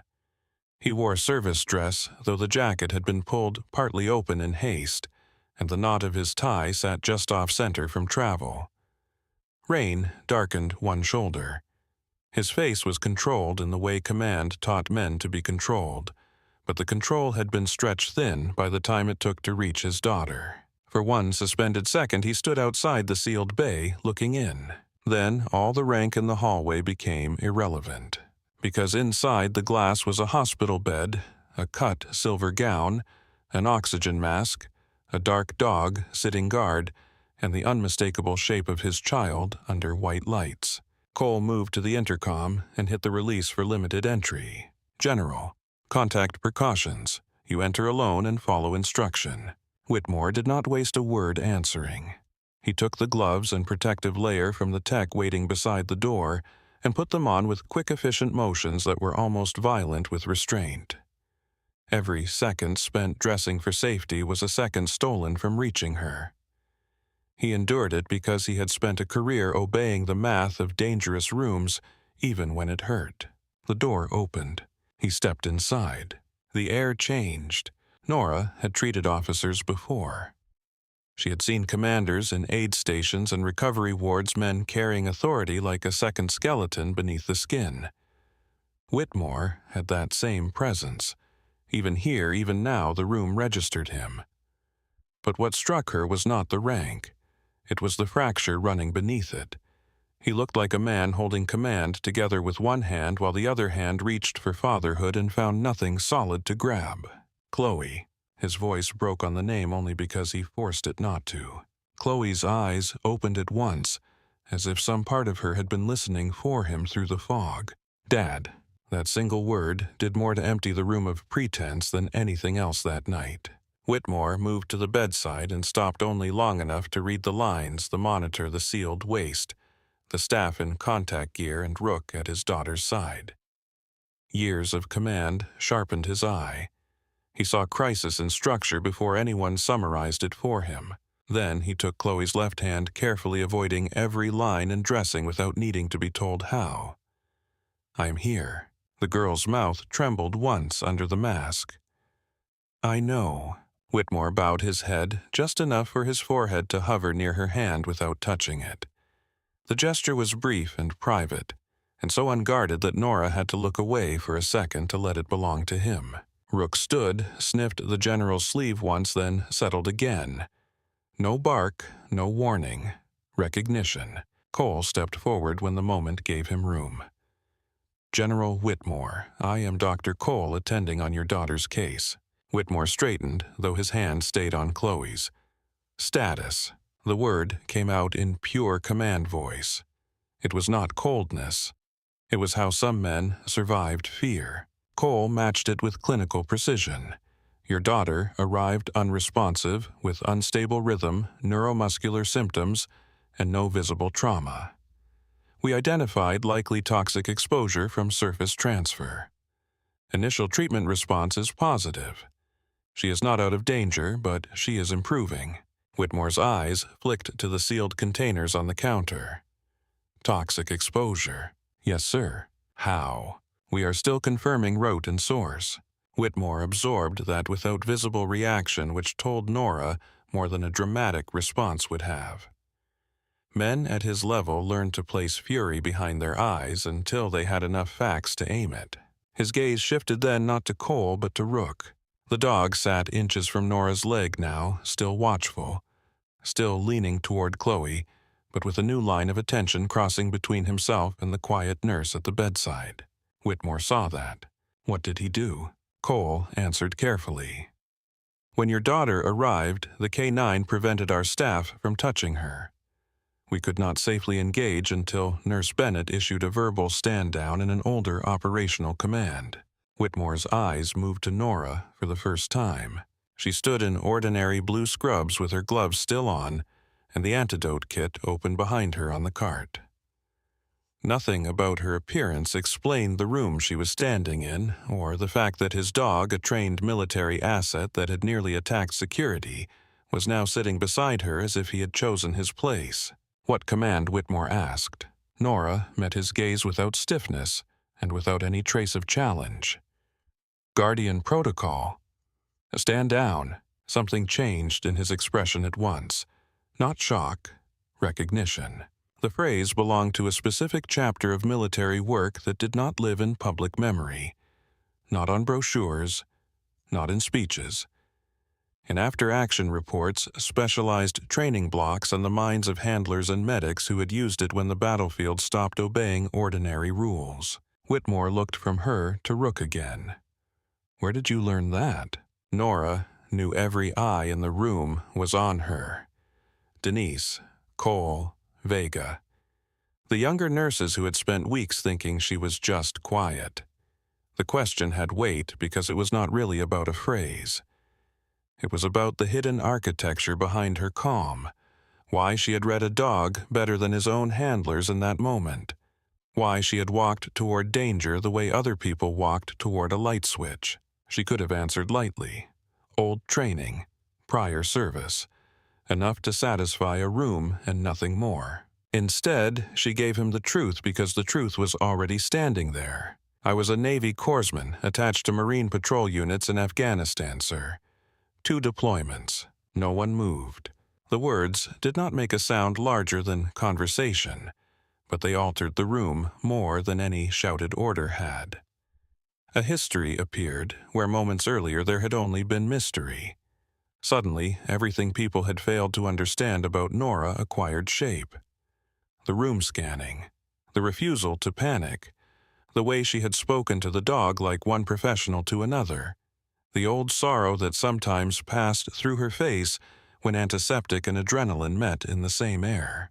Whitmore studied her harder now, the way commanders studied people whose names should have meant nothing to them, and somehow did. With which units? Primarily Marine Patrol Support in Helmand. Later, field medical rotation attached to Kandahar operations. Vega lowered his eyes for a second out of instinctive respect. Whitmore gave the smallest nod. That explains the command. Yes, sir. He looked at Rook again. And the dog. Nora's voice stayed gentle because the answer belonged as much to Chloe as to him. He was not trying to stop treatment. He was trying to stop contact. He recognized the threat before anyone in the room did. Whitmore said nothing at first. His jaw tightened once, not in disbelief, in comprehension. Then he looked toward the sealed hard case containing the IV bag, toward the containers holding the swabs from his daughter's wrist and hair, toward the cut sleeve laid aside as evidence rather than fabric. He saved her. Both of them did, Cole said. Whitmore's gaze came back to Nora and settled there. You trusted the dog. Nora glanced down at Rook, who had shifted closer until his shoulder nearly touched her leg. He gave me a reason to. A faint line appeared at the corner of Whitmore's mouth. Not a smile. Something more painful and more respectful than that. Most people do not listen when a military dog sounds wrong. No, sir. Why did you? Because she had failed to once. Because she still dreamed about the Marine whose symptoms accelerated after the wrong contact. Because some voices never left the body even when the war itself did. Nora could not say any of that in a sealed trauma room with his daughter on the bed, so she gave him the part he needed. Because he was not afraid. He was precise. Whitmore understood enough to stop asking. Chloe stirred and looked weakly between them. "Dad." He leaned close at once. "I am right here." Her voice was thin with exhaustion. Rook was barking before, on the terrace. Whitmore brushed a strand of hair away from her temple with gloved fingers. "I know. I thought he was upset." "No." His eyes darkened with the knowledge. He was working. Rook thumped his tail once against the floor at the sound of his name, then looked back at Nora. Whitmore saw that too. "He knows you," he said quietly. Nora shook her head. "No, sir. He knows what I said. Dogs like him remember what matters." Whitmore looked at the dog for a long moment, then back at her. "So do Marines." The room absorbed that in silence. Cole cleared his throat softly and stepped back into the practical shape of medicine. "General, we have a positive response to treatment, but we still need observation, repeat labs, and controlled monitoring. We also need command to secure the event location and preserve every point of contact around your daughter before this turns into contamination rumor and evidence loss." Whitmore straightened. The father in him stayed at the bedside, but the general returned to his face in clean, hard lines. "It is already happening." Vega's phone buzzed again, as if in proof. He checked it once. "Sir, security has locked the terrace and detained event staff for statements. Local media are reporting a possible chemical incident." Whitmore did not flinch. "Possible is all they get until I say otherwise." "Yes, sir." He looked to Cole. "How many exposed?" "We do not know yet." "Could hospital staff have secondary contact?" Cole glanced at Nora before answering. "Limited risk. We isolated quickly once the pattern became clear." Whitmore followed that glance. Nothing in his face showed panic, but his hand tightened around Chloe's for the briefest moment. The thought had already gone through him. His daughter brought into a crowded ER carrying something no one recognized until after contact. How many hands? How many surfaces? How close the room had come to becoming a wider incident. Nora saw the calculation and answered it before he asked. The dog slowed that down. Whitmore looked at Rook again. "He has been with my daughter at public events for 6 months. Ceremonial presence, crowd calming, detection support." His voice went quieter. He bonded to her faster than expected. Chloe's eyes were drifting closed again, but a faint smile touched them at the edges. "He hates pictures." Whitmore let out the smallest breath that might have become a laugh in another room. "He hates photographers." Nora had the strange brief thought that this was how people survived terrifying nights. Not through speeches, through tiny, ordinary details still strong enough to exist beside disaster. The nurse at the monitor spoke up. "Pressure 102/60. Cole turned. Again. Rhythm stabilizing. This time the relief in the room had weight. Whitmore looked at the monitor, then at Cole. "She is improving." "Yes, sir." "Because of the antidote." "Because the right treatment began before the wrong assumptions killed her," Cole said. It was a blunt sentence and a fair one. Whitmore accepted it without offense. In rooms like this, truth did not have to be polite. He shifted his attention to Nora once more. "You said 2 deployments." "Yes, sir." "Then why are you here as a new ER nurse?" The question was not suspicion.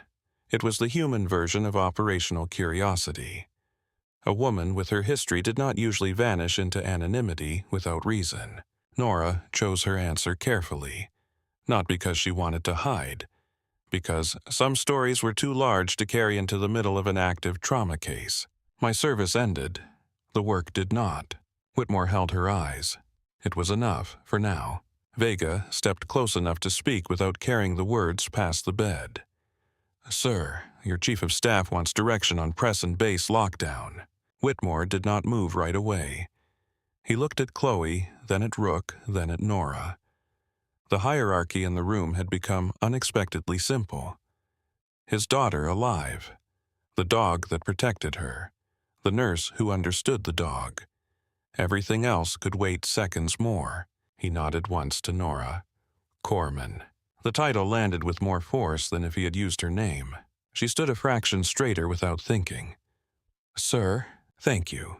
The room heard the sincerity under the rank and went even quieter. Nora gave the only answer that fit. We are not finished yet. Whitmore's eyes shifted to the monitor and then back to Chloe's face. No, he said, we are not. Rook rose then unexpectedly and crossed the short distance from Chloe's bed to Nora's side. He sat beside her knee with complete certainty, tail still head up, no sign of tension. Not abandoning Chloe. Repositioning, choosing. Denise saw it and murmured almost under her breath, well. Cole looked at the dog, then at Nora, and some of the last reserve left his expression. He has made up his mind. Whitmore watched the scene with the particular stillness of someone who understood what military animals did and did not give lightly. Dogs like Rook did not transfer trust for sentimental reasons. They did it when a person entered the dog's world clearly enough to make sense inside it. He is assigning himself, Whitmore said. Nora rested one gloved hand very lightly against the side of Rook's neck. He is staying where the signal changed. Whitmore's mouth shifted again at that. You really do speak his language. No, sir. She looked down once at the dog, then back at Chloe. I just listened. Outside the bay, the pressure of the building kept mounting. Radios crackled. Footsteps moved fast and purposeful through the corridor. The red glow of camera lights flashed against the far doors. Somewhere overhead, the thump of helicopter rotors still seemed to linger in the structure as if the building itself had not fully absorbed the arrival. Inside. Under the bright trauma lights, Chloe Whitmore slept more naturally than she had since crossing the threshold. Her breathing had steadied. Her hands lay quiet. The terrible wrongness in the room had not disappeared, but it had lost its grip. Cole began giving the next sequence of orders in the clipped, relentless tone of a physician rebuilding control. Repeat labs. Contaminant chain of custody. Observation transfer with isolation. Security lockdown of the patient route. Limited staff rotation. Documentation at every contact point. Every instruction pulled the room one step further from chaos and one step closer to the long administrative shadow that follows survival. Whitmore listened, then handed Chloe's fingers back to the sheet with the kind of care that told Nora he was forcing himself to step away because command needed him elsewhere. He leaned close to his daughter one last time. I am going to handle the outside. Her eyes opened only barely. Do not let them blame Rook.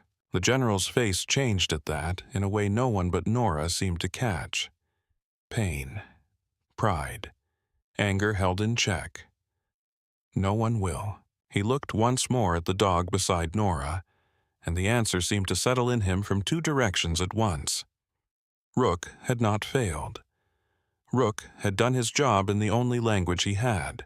Whitmore straightened and turned toward the door. At the threshold, he looked back at Nora, not as a superior to a subordinate, not even as a father to the person who had helped save his child, as one veteran recognizing another in the bright aftermath of danger. Stay with her, he said.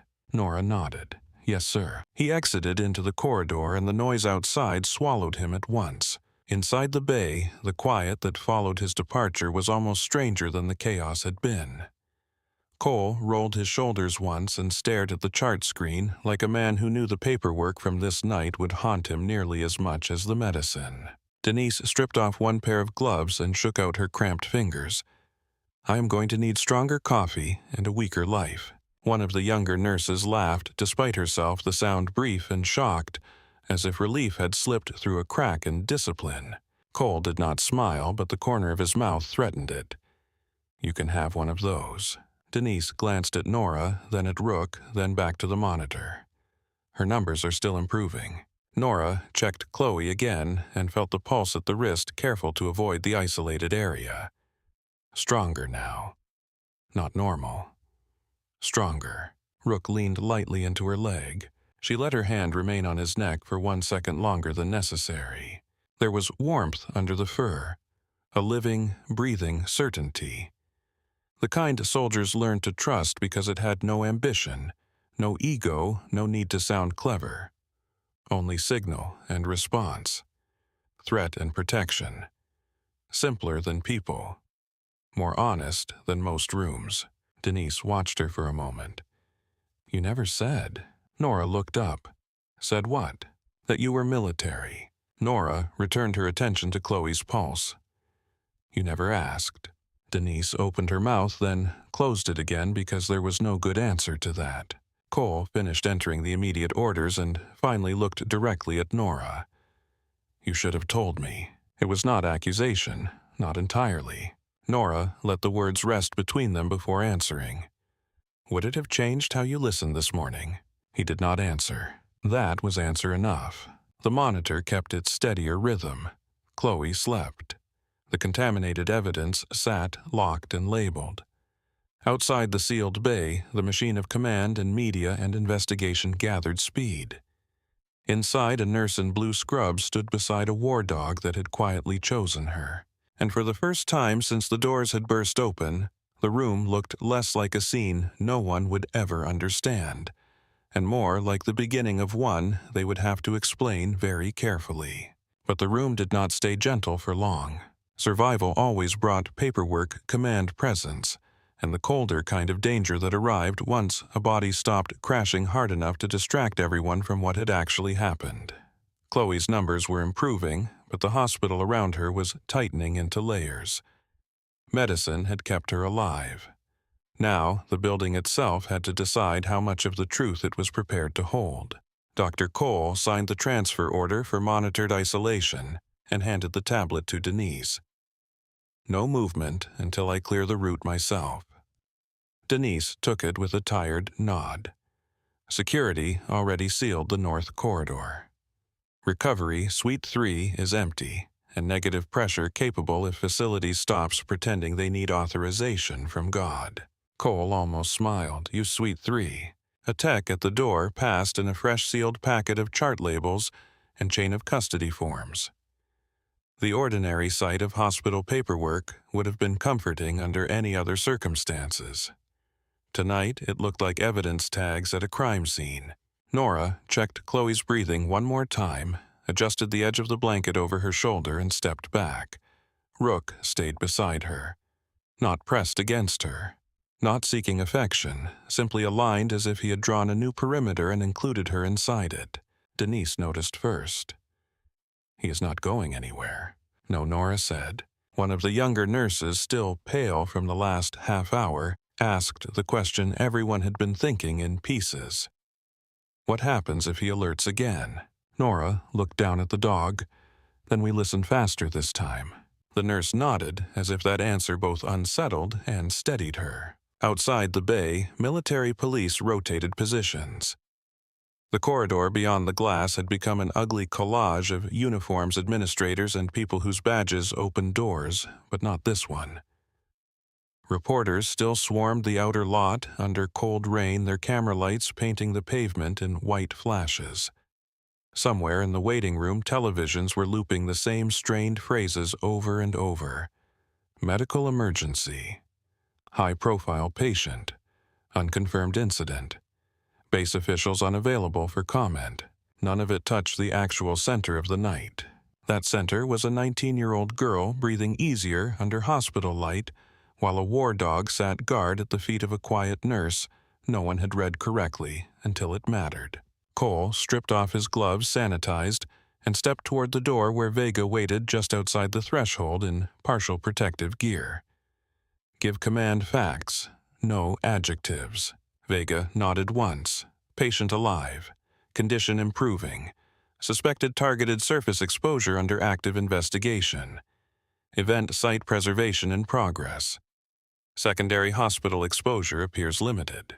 Cole added, without lowering his voice, "And tell whoever is writing statements that if they call this an allergic event, I will walk outside and correct them myself." Vega's mouth twitched at that. "Yes, doctor." He moved off at once, already speaking into his phone. Denise began overseeing the packing of contaminated materials with the brutal efficiency that came from doing difficult work while refusing to let it become theatrical. Chloe's cut gown was sealed. The shoes from the corner bin were bagged separately. The bracelet from the counter went into a marked evidence pouch. The absorbent pads and swabs from the wrist rinse disappeared into rigid containers. Each item lost its innocence the moment it received a label. Nora helped without speaking much. She had spent years learning that silence kept rooms from splintering when people were one sentence away from panic or blame. Cole, however, had questions now that the immediate danger had softened just enough to let them back in. He stood near the crash cart with one hand resting on the counter. The first case you saw overseas. Was it like this? Nora kept her eyes on the form she was signing. Close enough. That is not an answer. It is the one I have. He waited. Denise glanced between them but said nothing. Nora capped the pen, set the form aside, and spoke with her attention still on the room rather than on him. Not a ballroom. Not a general's daughter. Not Virginia. But yes, there was a patient everyone thought was just unstable. There was contact no one understood. There was a K9 trying to stop people from helping in the wrong way. They thought the dog had lost control. Cole's voice stayed even, had it. Number. The single syllable hung in the room with more weight than explanation. Cole nodded, once absorbing the answer and the grief underneath it. He was too seasoned a physician not to hear loss when it spoke in short sentences. And you remembered. Yes, that memory saved her. Nora did not answer, because saved was not a word she trusted too early, not even now. Chloe stirred and opened her eyes again, not fully just enough to find the outline of her bed and the shape of her dog. Rook. Nora moved to her side immediately. He is here. Chloe's voice came rough through dryness. Where is my dad? Outside the room, handling the storm. A shadow of a smile touched Chloe's mouth. That sounds like him. Rook rose and placed his chin near the mattress. Chloe's fingers reached weakly toward his ear. Nora guided the angle so she could touch him without disturbing the monitored lines. The dog closed his eyes for one brief second under the contact, then opened them and resumed scanning the room. You scared him, Chloe whispered, looking at Nora now. Your dog has been through worse than me. A little breath that might have become a laugh drifted behind the oxygen mask. No, I mean me. He hates hospitals. Nora glanced at the dog. He had a reason tonight. Chloe's expression changed faintly, a memory moving through fog. The terrace. Yes. The man. Yes. Chloe swallowed. Her throat worked against lingering pain. Did he do this? Cole stepped closer but kept his tone calm. We are still confirming details. Nora kept her voice softer. You do not need to solve it right now. But Chloe was fighting not for information, for orientation, for the basic human need to understand whether the room around her had shape. I remember his hand, she said. The ring cut into me when he turned my wrist. Nora looked down at the isolated padding under Chloe's arm. You told us. Was it someone from the event? We do not know yet. Chloe's eyes closed again with exhaustion. Rook knew. Nora said nothing. Cole did, yes. That answer seemed to calm her more than any reassurance about safety or medicine. She sank back into the pillow, breathing steady enough now that the room no longer leaned toward each inhale in fear. An hour later, once the route to Recovery Suite 3 had been sealed and cleared, Chloe was moved. The transfer itself felt like a military operation disguised as medicine. 2 nurses in protective layers. Cole at the head of the bed. Nora at Chloe's right side. Denise carrying documentation and the sealed medication kit. Security ahead and behind. Military police locking intersections in the corridor as the bed rolled through. Every door opened before they reached it and closed immediately after. Staff pressed themselves against walls to make room eyes following the procession with the shocked awareness that tonight's rumor had become a visible fact. Rook walked beside the gurney without pulling the lead once. At every corner, he checked the air, the floor, the bed, then Chloe. When the recovery room door opened, the suite inside looked strangely gentle after trauma too. Dimmer lights. Less metallic brightness. Soft monitor tones instead of alarms. One recliner in the corner. A narrow sink, a cabinet for supplies. A pane of glass that looked into the observation corridor and reflected only shadows from outside. Chloe was settled into the bed with clean, monitored lines. The protective sheet beneath her was replaced. The room was scanned and cleared. The contaminated evidence stayed out. The chart came in. Only once everything was in place did Cole allow himself to stop moving. He stood at the foot of the bed looking over the monitor one more time, then at Nora. "Stay with her while I brief the overnight physician." Nora nodded. Cole hesitated. "You're still on shift." "I know. If that changes, tell me before you fall over." It was as close to concern as he was likely to sound in front of staff. Nora gave him a faint nod. "Yes, sir." He left with Denise and the room quieted all at once. Just Nora, Chloe, Rook. For the first time since the ambulance doors had opened, there was space enough for sound to become personal again. Rain against the outer windows. The low hum of filtered air. The steady, softened beeping of the monitor. Rook turning once on the floor before settling at the foot of the bed, where he could see both Chloe and the door. Chloe opened her eyes after a while and looked at Nora without the blur of earlier panic. Weakness still lay over her like a weight, but her gaze was clearer now, younger, more ordinary. It was startling how quickly a patient could begin to resemble herself again, once death backed away a few feet. "You were not afraid of him," Chloe said. Nora glanced at Rook. "I was careful. That is not the same thing." Number. Chloe studied her face the way people sometimes did after hearing just enough truth to realize there was more beneath it. "My dad looked at you like he knew something." He recognized the command. That was not all. Nora adjusted the blanket over Chloe's shoulder. "You should rest." Chloe's mouth shifted. "That means yes." Nora almost smiled. "That means you are persistent. My father says that like it is a defect." Chloe let her eyes drift to the ceiling for a second. "Did I hurt anyone else?" Number. The answer came quickly because it mattered. Nora had seen that question before, too. Survivors often feared what had traveled with them before they feared what had nearly happened to them. Rook stopped that, Nora added. Chloe turned her head toward the dog. "He never barks like that unless something is wrong." Nora believed her. He was doing his job. He does not trust many people. Chloe looked back at Nora. "He trusts you." Rook opened one eye at the sound of his name, then closed it again only halfway the way dogs did when resting without ever truly going off duty. Nora sat in the chair beside the bed and checked Chloe's pulse manually out of habit more than necessity. Stronger now, less slippery. A living body returning to the ordinary laws of itself. Trust is a big word. Chloe's voice was almost gone again, not to him. She fell asleep before Nora could answer. Outside the recovery suite, the night kept building. By 10 o'clock, command had occupied a conference room down the hall. Security officers moved between doors with tablets and radios. Hospital administration walked in tight circles, trying to appear useful. A state response liaison arrived in civilian clothes and spent 20 minutes inside a locked room reviewing the preliminary chain of custody list. The base legal office sent an officer who looked younger than the polished briefcase he carried. Every system that activated after danger survived the body had now activated around the body. Nora remained in the recovery room through most of it, partly because Chloe needed continuity, partly because the dog refused to leave.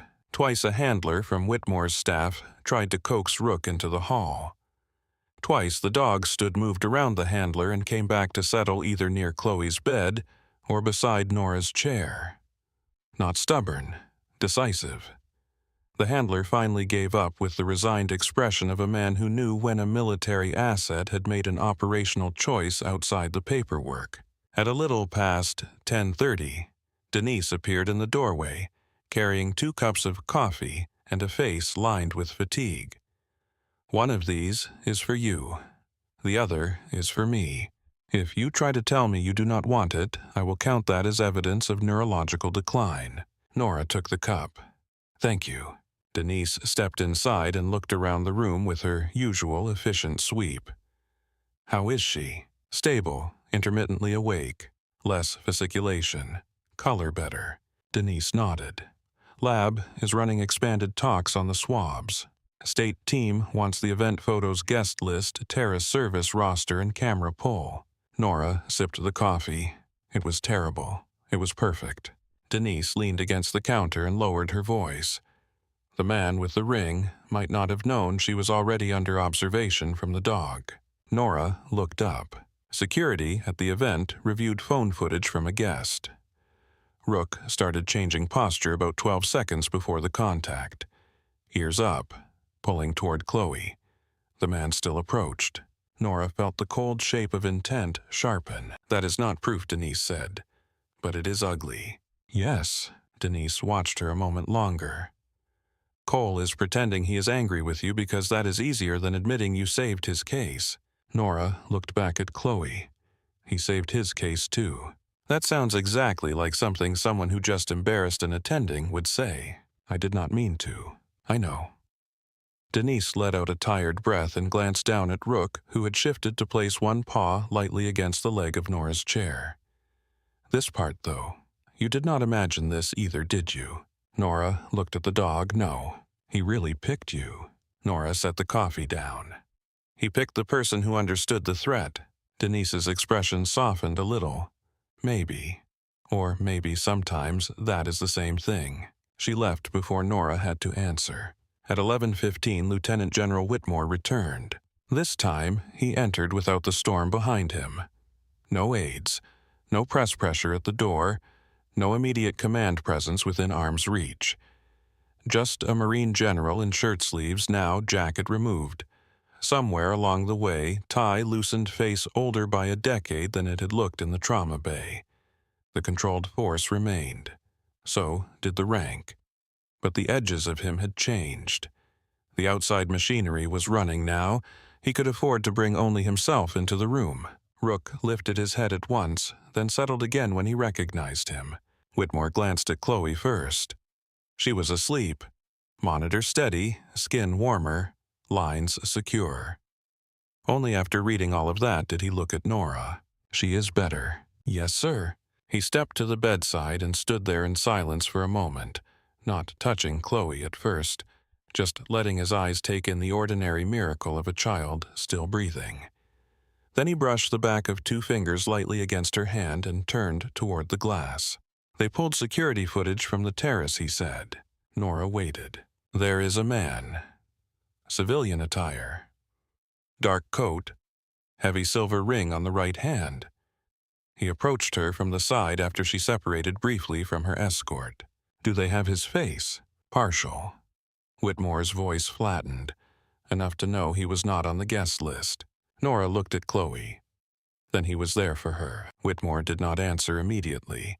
Men like him were trained to hold anger until it became strategy. But when he finally spoke, the restraint inside the words made them colder, not softer. "Yes." He stepped near the window, hands clasped behind his back, in a posture so familiar it might have belonged to every command hallway in America. The swab from her wrist shows toxic residue consistent with your suspicion. Early read only, not final. Nora felt the confirmation as a physical weight and not a relief. Being right about poison never felt like victory. It felt like evidence. Whitmore continued. "The event site is under full preservation. Local law enforcement is cooperating but unhappy. Media is circling the word attack without saying it yet. My staff is containing as much as they can. She will need quiet when she wakes fully." Whitmore gave her a brief look of appreciation. "I know." He moved then to the chair Denise had vacated and sat for the first time since entering the room. The motion itself said more about the hour than his face did. Commanders did not sit when their inner structure still believed standing could hold everything together. "I spoke with your doctor," he said. "Cole is not my doctor." Whitmore's mouth shifted at the correction. "No, but he is yours tonight in every practical sense." Nora said nothing. "He told me you asked the right question faster than anyone else in the room." Nora looked down at her hands. The gloves were gone now. Her fingers bore faint pressure marks from cuffs tape and too many washed hours. They looked like ordinary hands. She had always found that strange. How hands could seem so civilian after what they had once done. He listened fast once he understood the risk she said. Whitmore studied her with the patient sharpness of a man who had spent a life reading the spaces between words. "You protect people after they have earned it." Nora's gaze came back up. "Sir, it is not criticism." Rook rose, stretched once, and came to sit directly between them, though slightly nearer Nora than the general. Whitmore looked down at the dog and gave one slow nod, as if the animal had made a point on his behalf. "You know," he said quietly, "he was assigned to ceremonial work because my daughter liked him." Nora listened. He had the credentials for more serious duty. Detection work. Protective behavior. But after his last overseas cycle command judged him too, handler bonded for general operational deployment. My daughter started visiting the kennel during rehab rotation. He attached to her. She calmed him. He followed her ever since. Nora looked at Chloe sleeping. The image fit at once. A girl who loved a difficult dog until the difficulty softened into loyalty. He stayed because she gave him a place to land. Whitmore's eyes moved to Rook again, and tonight he returned the favor. The dog leaned lightly against Nora's shin and stayed there. Whitmore noticed that too, and now he is doing it again. A strange quiet filled the room, not empty, just full of things no one needed to say aloud. War memory. Animal memory. The ways damage and duty sometimes recognized each other faster than people did. Finally, Whitmore stood. "There is one more thing." Nora waited. "The security team that came in with her. 2 of them are insisting the dog became aggressive in the ambulance and nearly prevented treatment. That version will protect them from questions." Nora's face gave nothing away, but something in her shoulders hardened. Whitmore saw it. "I have already corrected it. Their statements will reflect what happened. My dog identified threat and preserved the patient from unsafe contact until qualified intervention occurred." Nora exhaled once, not because she had expected that from him, but because it mattered more than she had let herself admit. "He should not be punished for that," she said. "He will not be." Whitmore looked at Chloe, then at Rook, then at Nora. "Neither should you be." He left the room after that with the same economical force he brought to most things, but there was gratitude in the air behind him, and a quiet recognition that felt almost heavier than thanks. Past midnight, Harbor Ridge began to loosen. Not completely. Nothing about the night would become simple. But the first violent surge had passed. Reporters were pushed farther back from the entrances. Administrators went home or fell asleep in offices. The legal officer disappeared with a stack of copies under one arm. The state liaison took the evidence log and promised a full morning briefing. The halls of the emergency wing returned little by little to the ordinary strangeness of hospitals after dark. Nora finally left Recovery Suite 3 long enough to complete her charting. The nurses' station under night shift lighting looked smaller than it had that afternoon. Softer. The fluorescent edge had dimmed to a tired glow. Empty coffee cups sat beside keyboards. Someone had left a half-eaten granola bar on a stack of forms. From down the corridor came the distant rhythm of a floor polisher and the occasional murmur of a television left on, too low to follow. Nora sat logged in and began typing. Time of arrival. Presentation. K9 interference. Verbal stand down. Initial symptoms. Suspected exposure. Contact precautions. Containment. Response to treatment. She wrote with the plain exactness of someone who knew the record had to carry weight long after memory softened. Nothing dramatic. Nothing embellished. the truth in lines and timestamps. Halfway through the note, a warm pressure touched her boot. She looked down. Rook had appeared without sound and sat beside her chair like he belonged there. One of the charge nurses from night shift stopped 2 desks away and stared openly.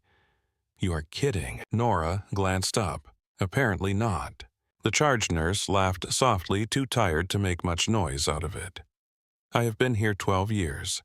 I have seen K9s attached to handlers' patients, MPs, and one deeply unfortunate chaplain. I have never seen one choose a nurse in charting." Rook rested his head against Nora's knee.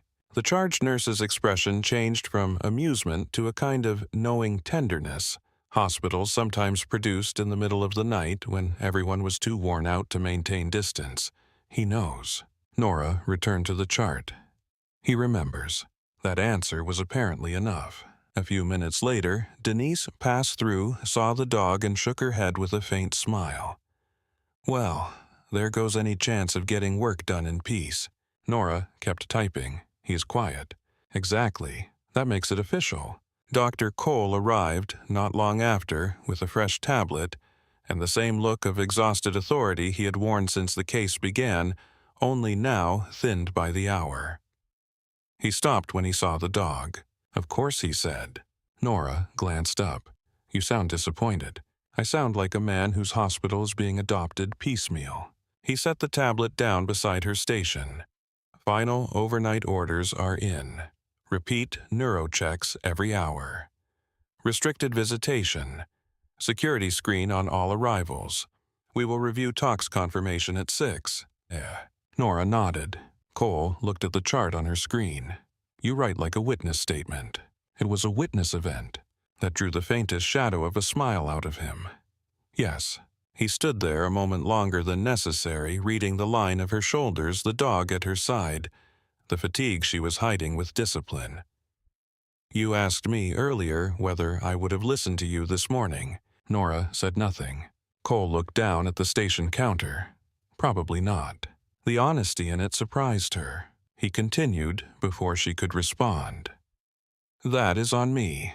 Hospitals are good at measuring experience in ways that make senior people feel safe. Years in system. Titles. Known habits. We miss other forms of expertise because they arrive in the wrong uniform."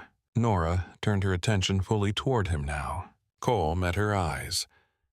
"I was wrong about you." Silence settled between them. Not awkward, just real. Nora finally said, "You corrected fast. In emergency medicine, late humility counts less than early adaptation." He glanced at Rook. "Your dog agrees, apparently." "He is not my dog." Cole looked pointedly at the paw now resting on her shoe. "The room may disagree." He moved on, after that, leaving her with the chart, the dog, and the strange calm that follows being seen correctly by people who had first seen you too small. At 1 in the morning, Chloe woke enough to ask for water and complain that the room smelled like plastic. It was such an ordinary complaint that Nora laughed before she could stop herself. Chloe heard it and smiled weakly, which made her look 19 again instead of like a casualty under lights. Rook returned to the recovery room with Nora and resumed his place at the foot of the bed until Chloe drifted back to sleep. When she did, he got up once more, walked back out into the corridor, and returned to the nurse's station to sit beside Nora's chair. He repeated the pattern twice before anyone remarked on it aloud. Denise did, of course. He is splitting watch. Nora looked at the dog, then toward the recovery room. "Yes. He keeps checking her, then coming back to you." Nora rested a hand briefly on the top of his head. "He is making sure the room stays honest." Denise laughed once under her breath. "That is either the most military thing I have ever heard or the saddest." Maybe both, Nora thought, but she did not say it. By 2:30, the rain outside had stopped. The outer windows reflected only the inside of the hospital now. Hallways, fluorescent light, moving shadows. The city beyond the glass had turned black and quiet except for the occasional sweep of headlights across the lot. Harbor Ridge finally resembled itself again. Patients still arrived. Monitors still beeped. A janitor mopped around the edges of the waiting area. A corpsman carried fresh linens down the hall with a yawn he tried to hide. Life inside the building had resumed its usual business of pretending extreme things happened routinely enough to be normal. At the nurse's station, Nora finished her last entry and signed the report. Rook had curled at her feet by then, but not deeply asleep. Every time someone approached, one ear lifted. Every time the recovery suite door opened in the distance, his head came up until he confirmed the sound. Near the end of the shift, Whitmore returned one last time. No staff, no aides, no demand in his step.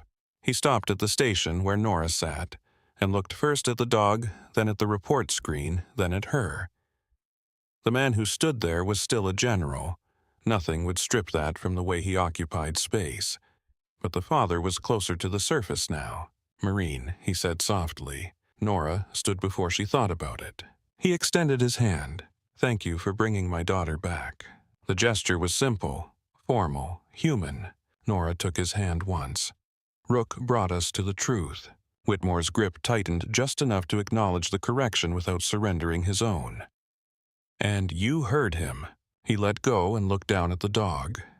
Rook rose at once and sat between them, glancing from Whitmore to Nora and back again. Whitmore's expression softened in that restrained way some men had when emotion was strongest, exactly where language failed it. "He will stay with her when she is discharged." Nora nodded. But tonight, Whitmore added, he appears to have assigned himself elsewhere. A trace of humor, dry and exhausted, had entered his voice for the first time. Nora looked down at Rook. "Only until he is satisfied." Whitmore glanced toward Recovery Suite 3 and then back at her. "I suspect he already is." He gave a final nod and walked away down the corridor, his footsteps fading into the softened hush of the hospital night. Nora sat again. The station light pooled over the keyboard. The monitor glow painted the edge of her hands in pale blue.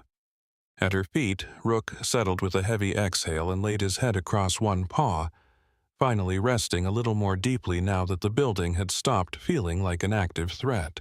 From the recovery room down the hall came no alarms, just steady monitored sound. That was enough. A rookie nurse in blue scrubs sat finishing her shift in a mostly ordinary hospital. A military dog slept beside her chair. Outside command teams chased evidence through security footage, guest lists, and reports. Inside, the night had narrowed to the quiet reward serious rooms rarely named out loud. A patient alive. A warning understood in time. A truth that had nearly been ignored now written into the record, so no one could revise it into something easier. Nora closed the chart, leaned back a fraction, and let one hand rest on the dog's neck. Under the dimmed lights of Harbor Ridge, with the smell of coffee and antiseptic hanging low in the air, it looked like the simplest scene in the world. Anyone passing by might have thought so. Only the people who had stood in trauma too knew how close that calm had come to never happening at all.